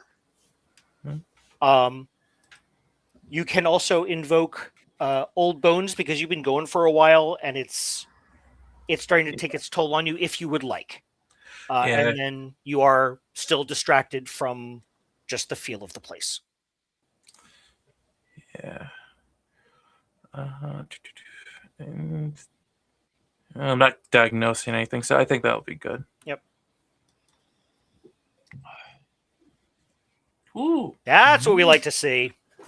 Nice. Okay. So some of you, by the way, if you look at your HUDs, you'll see that some of the banners are starting to have stars. Those stars mean that you can upgrade the theme. We're not going to do that right now. We'll do that during downtime, probably after this session. Because I do kind of like that this is becoming kind of like Glenbrook Chronicles. It's, it's a continuing story with whoever happens to be here. So you The journal is written in an old Guerdelin script. You can make out some fragmentary entries. You see things 73rd day of the watch, still no sign. The pools remain quiet. And something, duty eternal is really, those are the things that you can make out. Whoever was here, whatever they were guarding, this was, I mean, these were faithful soldiers. You don't really know what happened. You can't really, there's no real indication of any kind of emergency. And in fact, the last entry, you said, it says the pools remain quiet. And I think Kish puts 2 to 2 together. It's like if they're watching the pools, maybe we have to rebuild them to kind of contain everything. Kish says this out loud. I don't know much about military pools or others. I can venture. I think it's kind of like when we build the watering systems for the farms. I know about those things, but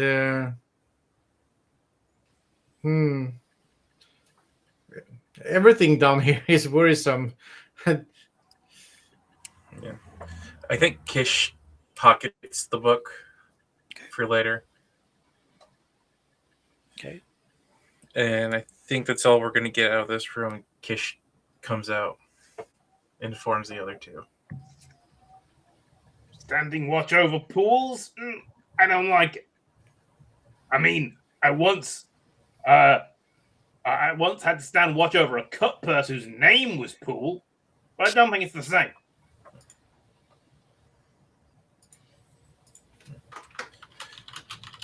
You would see that Alvin is sat down on the stairs and has a stick out, and he's just making shapes in the water. Okay. I think we should all join the next room. Be quicker search for running lower on time. And Kish will go to the east room. Okay.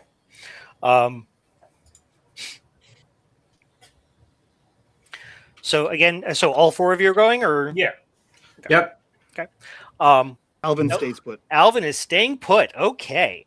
Well, the 3 of you go down the passageway, and you come into a room that, Roger, you immediately recognize as an armory. There are, in fact, some pieces here that are probably still serviceable. You find a guardsman's spear that, again, is, it's very tarnished, but it's certainly better than nothing. And you find something that makes both Roger and Kish kind of pause for a moment. Both out of respect, but from very different vantage points. You see a shield. And on that shield is emblazoned a hawthorn tree with 2 swords crossed behind it. That is the crest of House Guerdelin.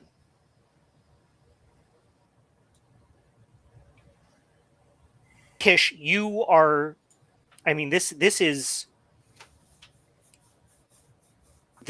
would be considered an artifact as far as history and science would go. Roger, this was, you can look at the shield, and with your military mind, you see every dent, you see every ding, you see every scuff, and you can just see in your mind the battles that this thing has been through. And you can almost envision the warrior who wielded it just striding into battle, full of valor, full of the courage that sometimes escapes you, but that you still attempt to show to others.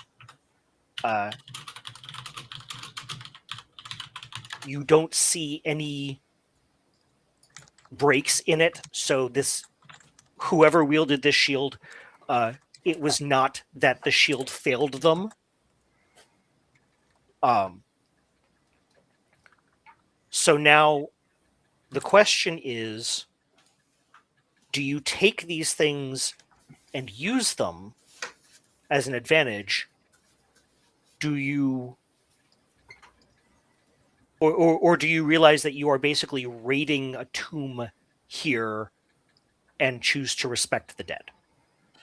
I was consider leaving the shield as a sign of respect, but if Mara's unarmed, I would give her the spear as a loner, because she's a woman who's good with a scythe, good with farming tools. A spear isn't that far off from something she's familiar with. No, so Mara, you do have your scythe. I do have my scythe. Yeah, she is armed.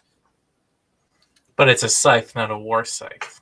Correct. No, it's correct, but it's also Mara's scythe. The scythe she's been using since she was yay tall and knows in and out, and has probably, rehandled several times by herself at this point. And a war scythe is a war scythe. Yep. So this is not a scythe. This is a spear. It's certainly something, Mara, that you could use. Or you could, Roger, you could have it as Kish. I don't think Kish is armed at all. No, Kish is not. Kish has a walking stick and a sassy attitude. What more does he need? But I will leave that up to you. Yeah, Roger will take it because it has purpose. It's not marked with anything that should be honoring the dead. Okay. He has his own shield. So the shield should at least be left here as a memorial to those that served. The spear might come good with some hours at the grindstone and some oil. Okay. Here's what we'll do. You have the Gridlin spear tag. Right now, it is a temporary tag. If you would like, so you can use it somewhere on this adventure if you'd like. If you don't, you can take it back, and during downtime, you can convert that into a backpack tag for you. Cool.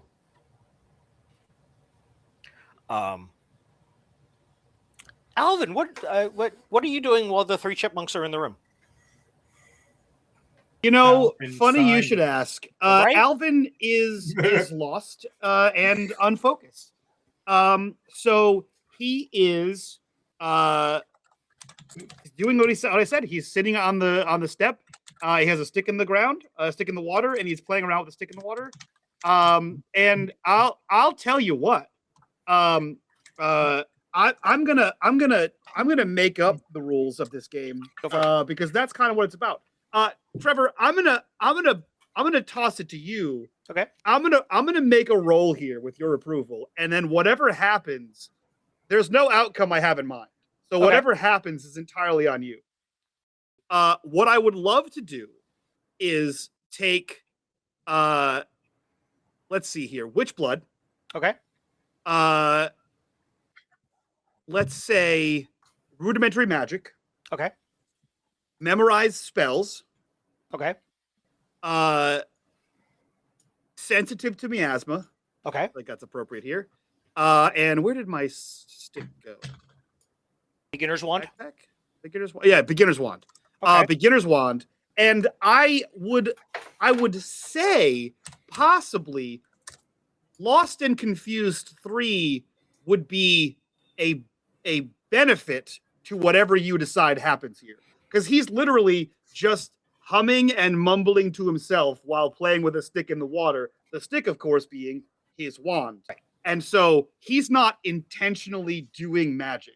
Okay. It just may be that in a place where magic exists from the old ways, in a bit of thaumaturgic, aqueduct here, something happens. Okay.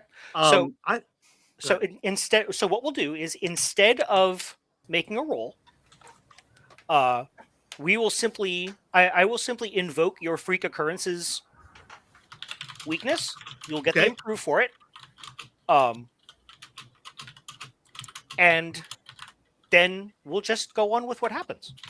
Okay. So yeah, no roll necessary. We're just gonna invoke the tag, and let it do its thing. Okay. So you are just you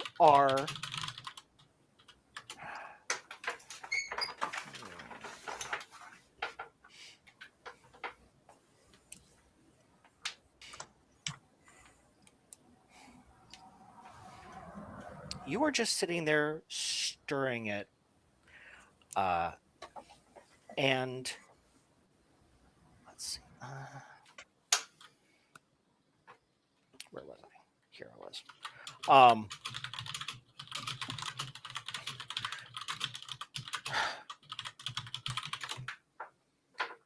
You can feel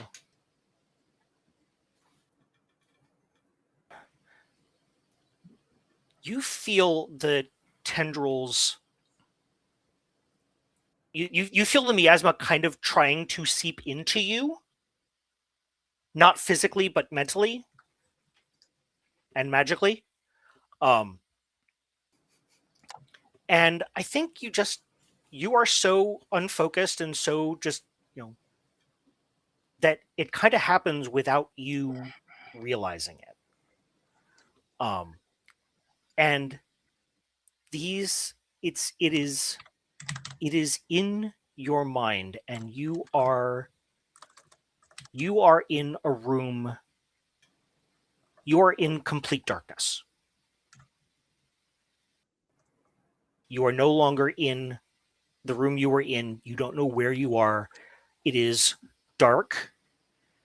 The brackish smell is almost overwhelming. And your eyes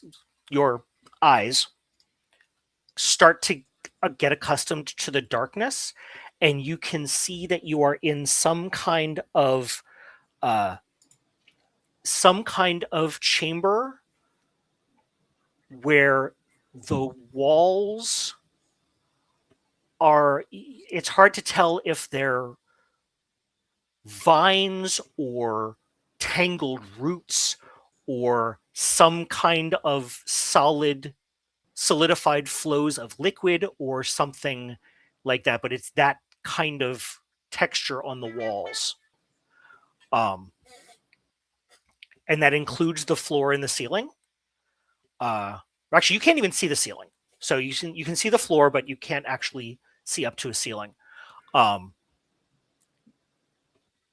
As you test a step, it feels solid. It doesn't feel like it's going to collapse or anything. It doesn't feel like it's made up of things. It feels like a solid floor. And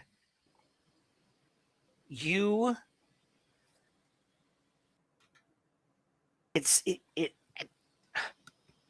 suddenly very uncomfortable. And it's actually, there's some kind of internal pain. It feels almost like your blood is on fire.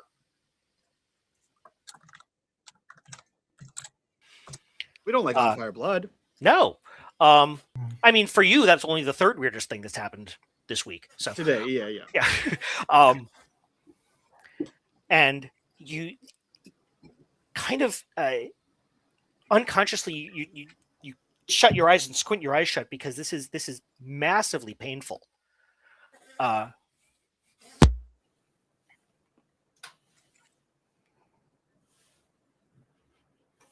You muted yourself, Trevor, or you unplugged your mic. Trevor. I think he unplugged his headphone.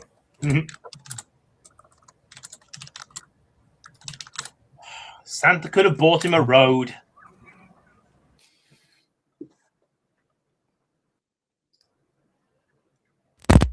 Sorry, I kicked my headphones out. Okay, so what was the last thing you heard me say? Shortly after On Fire Blood. Okay. You leaned back and kicked your headphones out. Sorry about that. So yeah, as this initial wave of shock passes and you find yourself able to open your eyes again, the walls are now very much look like blood vessels. Gross. They are that same kind of dark red, probably about halfway between Will's shirt and the door behind him.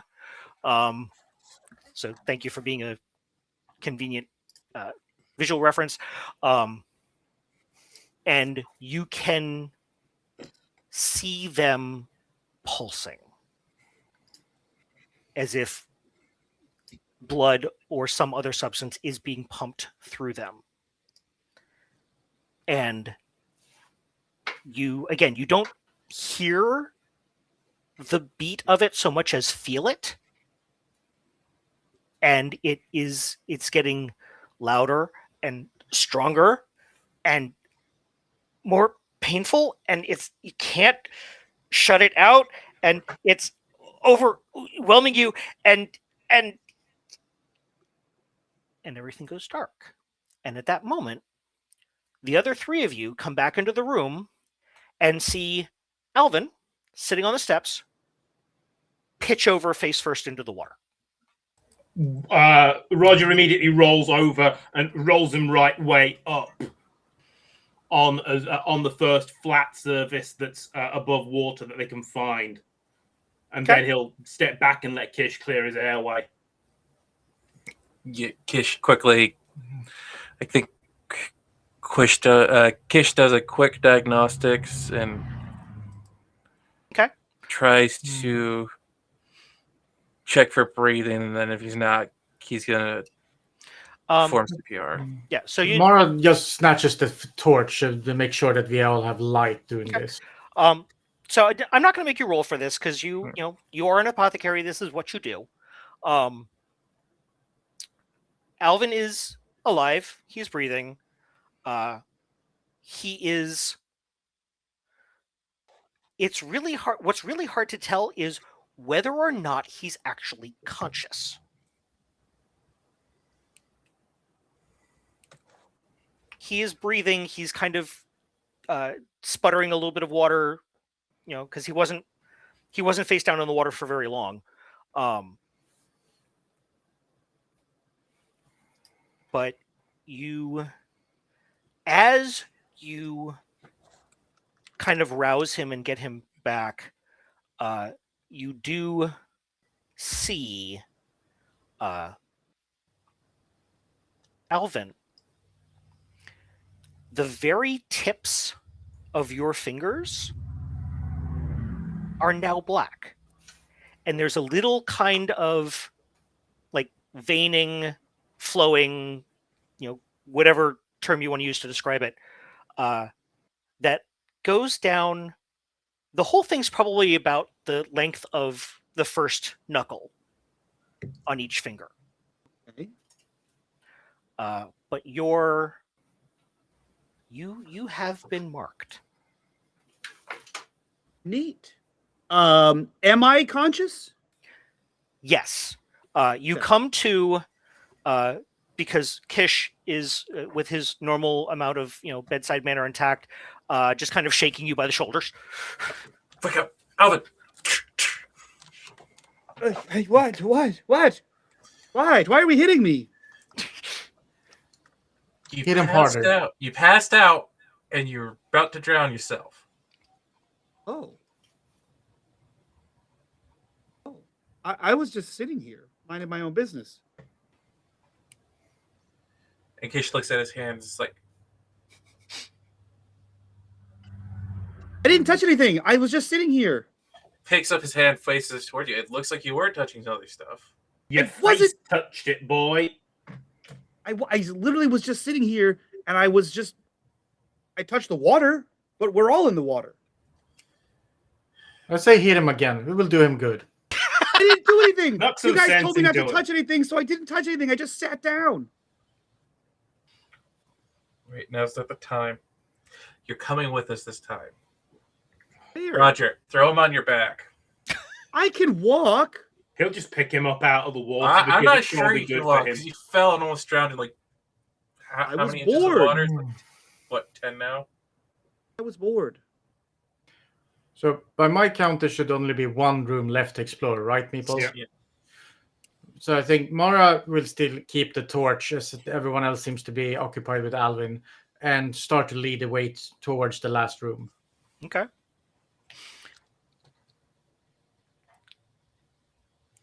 As you enter the last room, the water is now up to your waist, cold, fetid.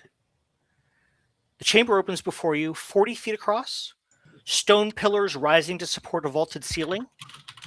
At the far end, a platform rises above the flood, and on it stands a stone desk, miraculously dry. But you are not alone. Two figures stand in the water, perfectly still. They wear the armor of Old Kingdom guards, plate and mail, corroded green with age but still intact. Their helmets are closed, hiding their faces. In their hands they hold spears, the points still sharp despite centuries. As your light touches them, they move. Not with the jerky, shambling motion of corpses, but with the practiced precision of soldiers on watch. They turn toward you in unison, spears lowering into guard positions. One of them speaks, a voice like wind through empty halls. This way station is sealed. None may pass. The watch continues. Eternal. Roger will just say, "Stand down. We're here to relieve you." Told you I Don't. didn't touch anything. Kish speaks up and says, the seal has weakened. Whatever you are protecting has started to affect the lands. Okay.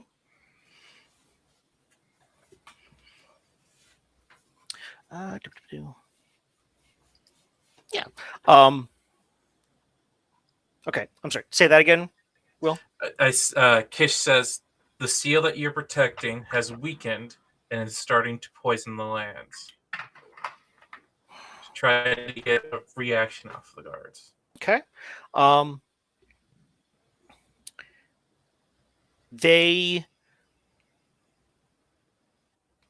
Their heads tilt a little bit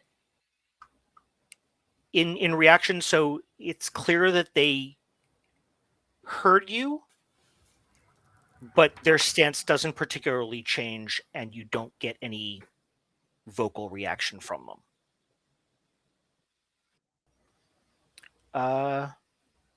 Roger, what would you like to try?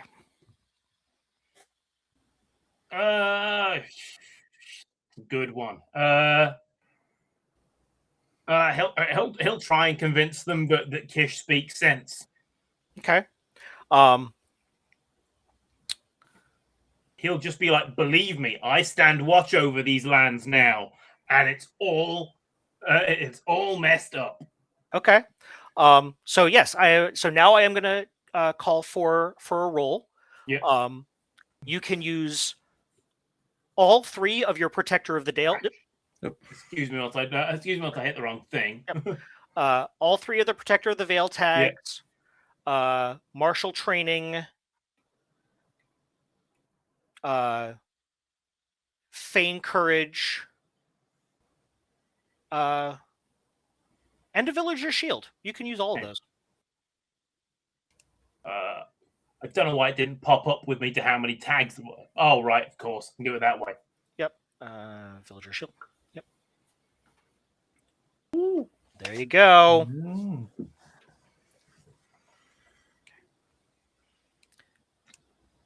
Roger. You stand up. You say, I am the Red Marshal of these lands. Your watch is recognized. Your service honors House Gridlin, but your commanders are long gone. I relieve you of duty.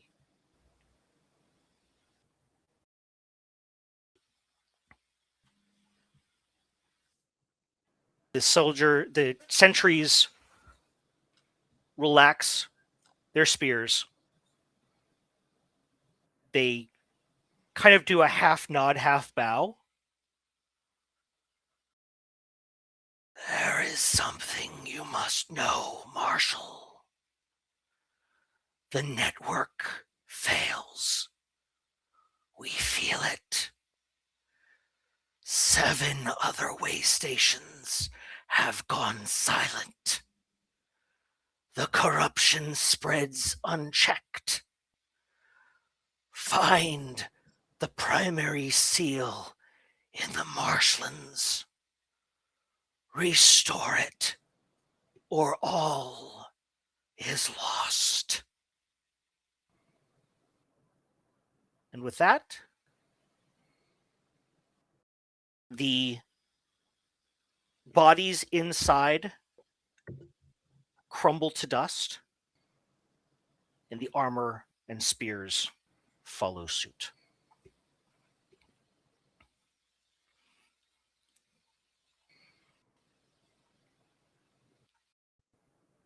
Now I what? didn't touch anything.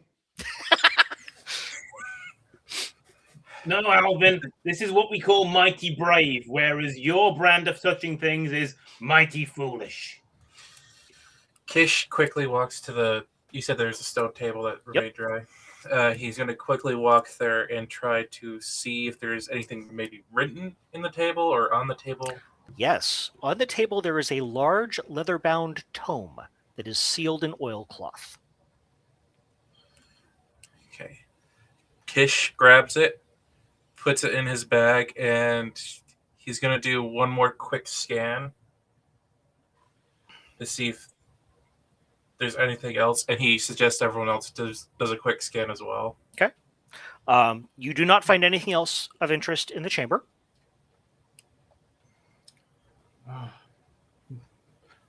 Maybe if the water's filling, see if there's some way to stop it in the book, if there's some instructions on a page. Whatever this is going to be like an elastoplast TM on a flesh wound. They said something about the primary seal. Yes. All the other stations like this are screwed. I suppose I just don't want the water to reach the farms, reach the village. It's Even already. though It's already. We could try to put a band-aid on it to slow it down, but I don't know how We're only effective. buying time. Yes, that was my thinking. Buy time. People need to drink. Animals need to drink. The crops needs to drink. Kish has a crazy idea. He's going to try to purify like a small portion of the water in front of him, just to try to see where the current of corruption's coming from. You know, to try to give way where it might be bubbling up from, to at least clog it. Okay. Can I assist him with like very much on a limb, reading the land as it is water that we're talking about, and I'm trying to help him to read where the water is coming from. I will say that you cannot help him with the ritual to purify it. No, but if the ritual succeeds, yeah, then the end goal is what I'm trying to assist with. yes, but yeah, Can I assist him with the ritual? absolutely you can. Hell yeah. I think it's literally his job. Yeah, you can assist with one tag. I will let you decide which one that is, as it will determine how you help. I will use the tag sensitive to the miasma. Excellent. That's what I was hoping. Yeah, that's the most dramatic one. Right? All right. So Kish, you're going to make a roll. You're going to put an extra +1 down at the bottom for Alvin's help. All right. How do I do that? Just down at the bottom where you see the minus, the 0, and the plus. Bottom of the HUD. Oh, yep. Just click plus. All right. Okay. You are still distracted. I will say. With Twilight Encounters. Yep. Yep. And Apothecary. Apothecary. Yep. Because I am trying to purify. Yep. You are distracted, and hold on. I'm going to give one more status to the scene. Scene is.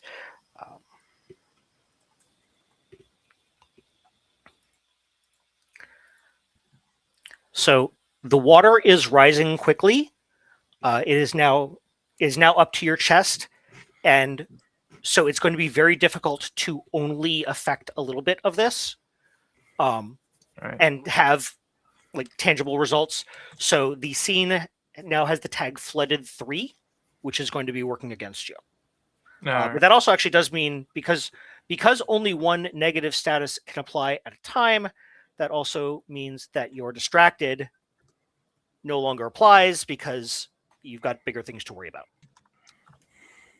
All right. Yes. Nice. That's what I like to see. Okay. Dope. Okay. So what are you're trying to figure out where the water is coming from? Where the corruption will that and where the source of the corruption is coming from in here. So a quick cleanse and then see where the corruption's seeping in from. Okay. So that's what I'm trying to assist with. Okay. Being able to read waters. Read the land. Yep. So, in fact, what I will say is, Mara, you can actually be the one to make that roll. Okay. And using the and you can get a +1 from Kish, from the fact that the ritual helped here. But give me 1 second. Tag teaming Kish. Yep. The flooded does not apply. So read the land.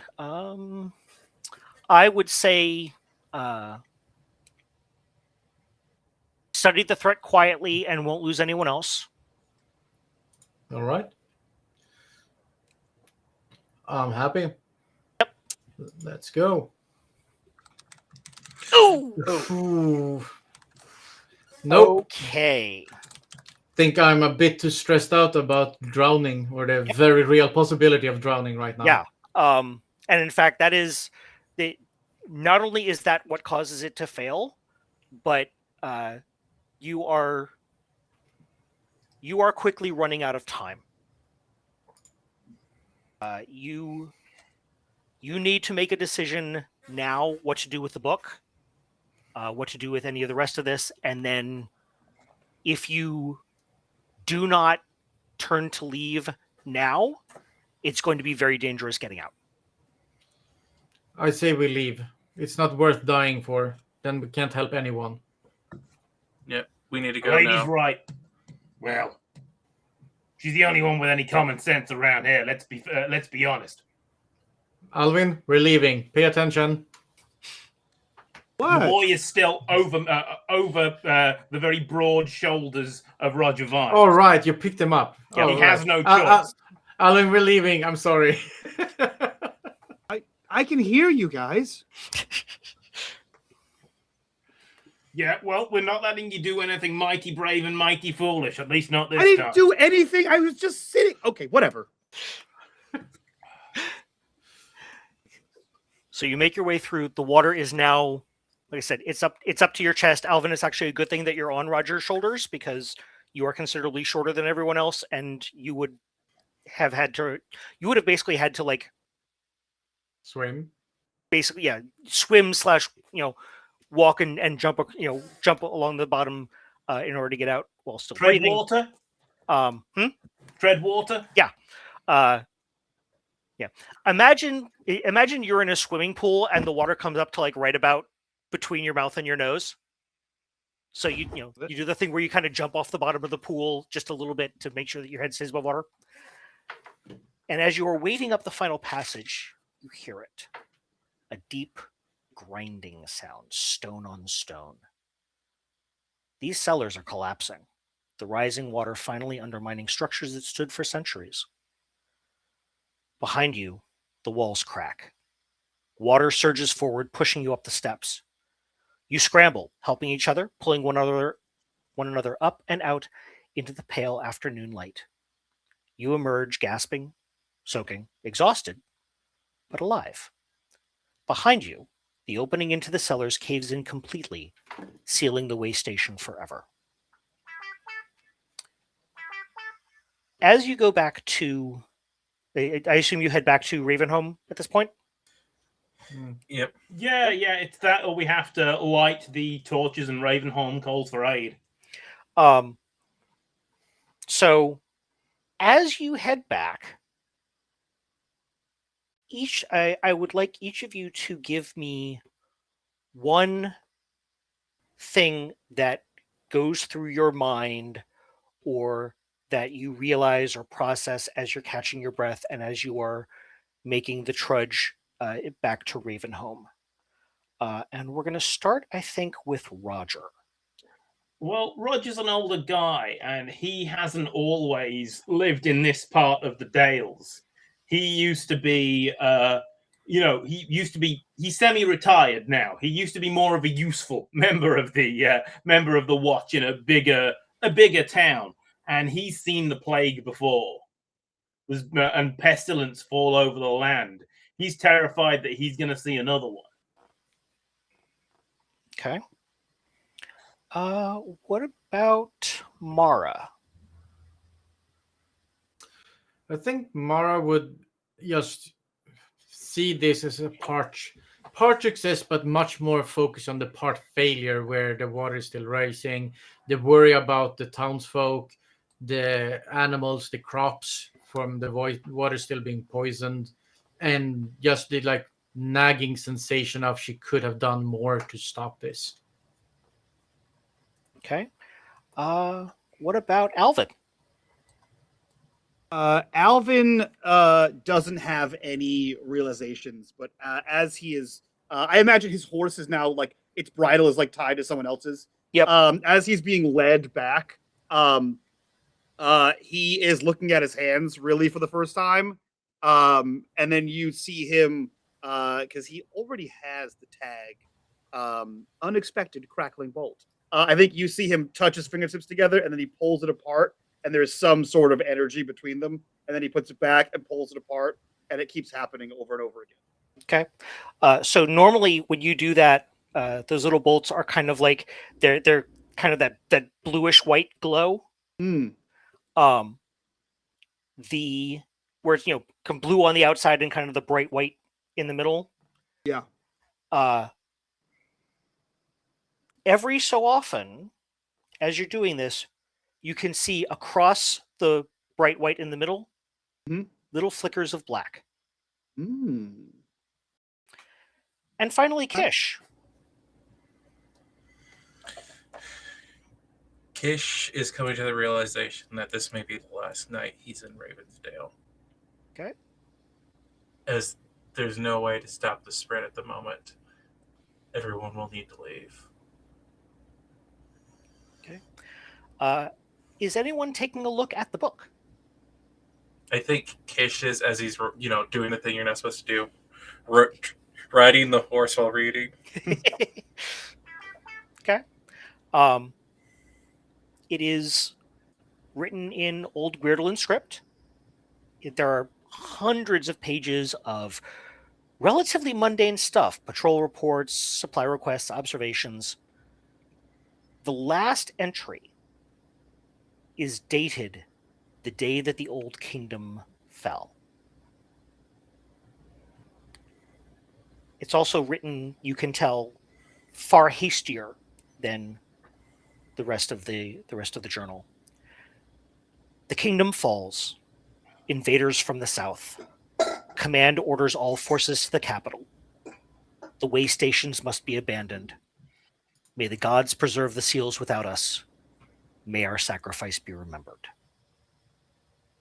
And with those words, we close this chapter called The Watchers Below. Hell yeah. Hell yeah. Dope. Cool. That was super fun. Cool. Let's go around, do our introductions so we can get the hell out of here and do a quick little after show that you guys can get over on our Patreon, where you can subscribe just like these fine folks and get all kinds of behind the scenes exclusives, polls, a newsletter is coming, a bunch of cool shit is out there. Definitely worth your time. Join us there at the $5 tier and join us over on our Discord while you're there. Let's start with our wonderful, amazing Master of Ceremonies. I'm bringing it back. Trevor, who are you? Where can we find you on the internet, and what are you up to? Good afternoon, everyone. I am Trevor the Vitruvian Meeple. You can find me over on my YouTube channel with sometimes my cat, Vitruvian Meeple on YouTube. We stream mostly Cypher System, but because schedules have sucked, we've done a lot of other side stuff, including a story in using Legend in the Mist with actually the characters from the main storyline, which was really cool. You can find me in the Discord, but I only have so much attention to pay during the day, so catch as catch can. But yeah, that's pretty much it. Yeah. Iquin, you're up next. What are your not what are your stars and wishes? Who are you? Where can we find you? And what are you up to? Wow, we're already moving over to there. It's fast. Yeah. Hello, I am your friendly neighborhood Swede because G is not here, so I can be the friendly neighborhood now. I also run the Mastodon for unMadeGaming, and you can definitely find me in the Discord pretty much all the time. And sometimes it's been a while since, but I'm thinking of running another off-camera, like off live stream Call of Cthulhu, because that's what I like to do. Just kill my players. I mean, characters, my player characters. That's what I do. Sure. Yep. Definitely. Hell yeah. Will, who are you? Where can we find you, and what are you up to? Hey, I'm Will, also the Red Oak Shield Virus. You can find me occasionally in the Discord and nothing really else. Perfect. That's what we love to see. Everyone join the Discord. And last but not least, Propo, who are you? Where can we find you, and what are you up to? I'm Profo. You can find me wherever Profos are found. It's called Joined Up Branding. I learned it at a very young age.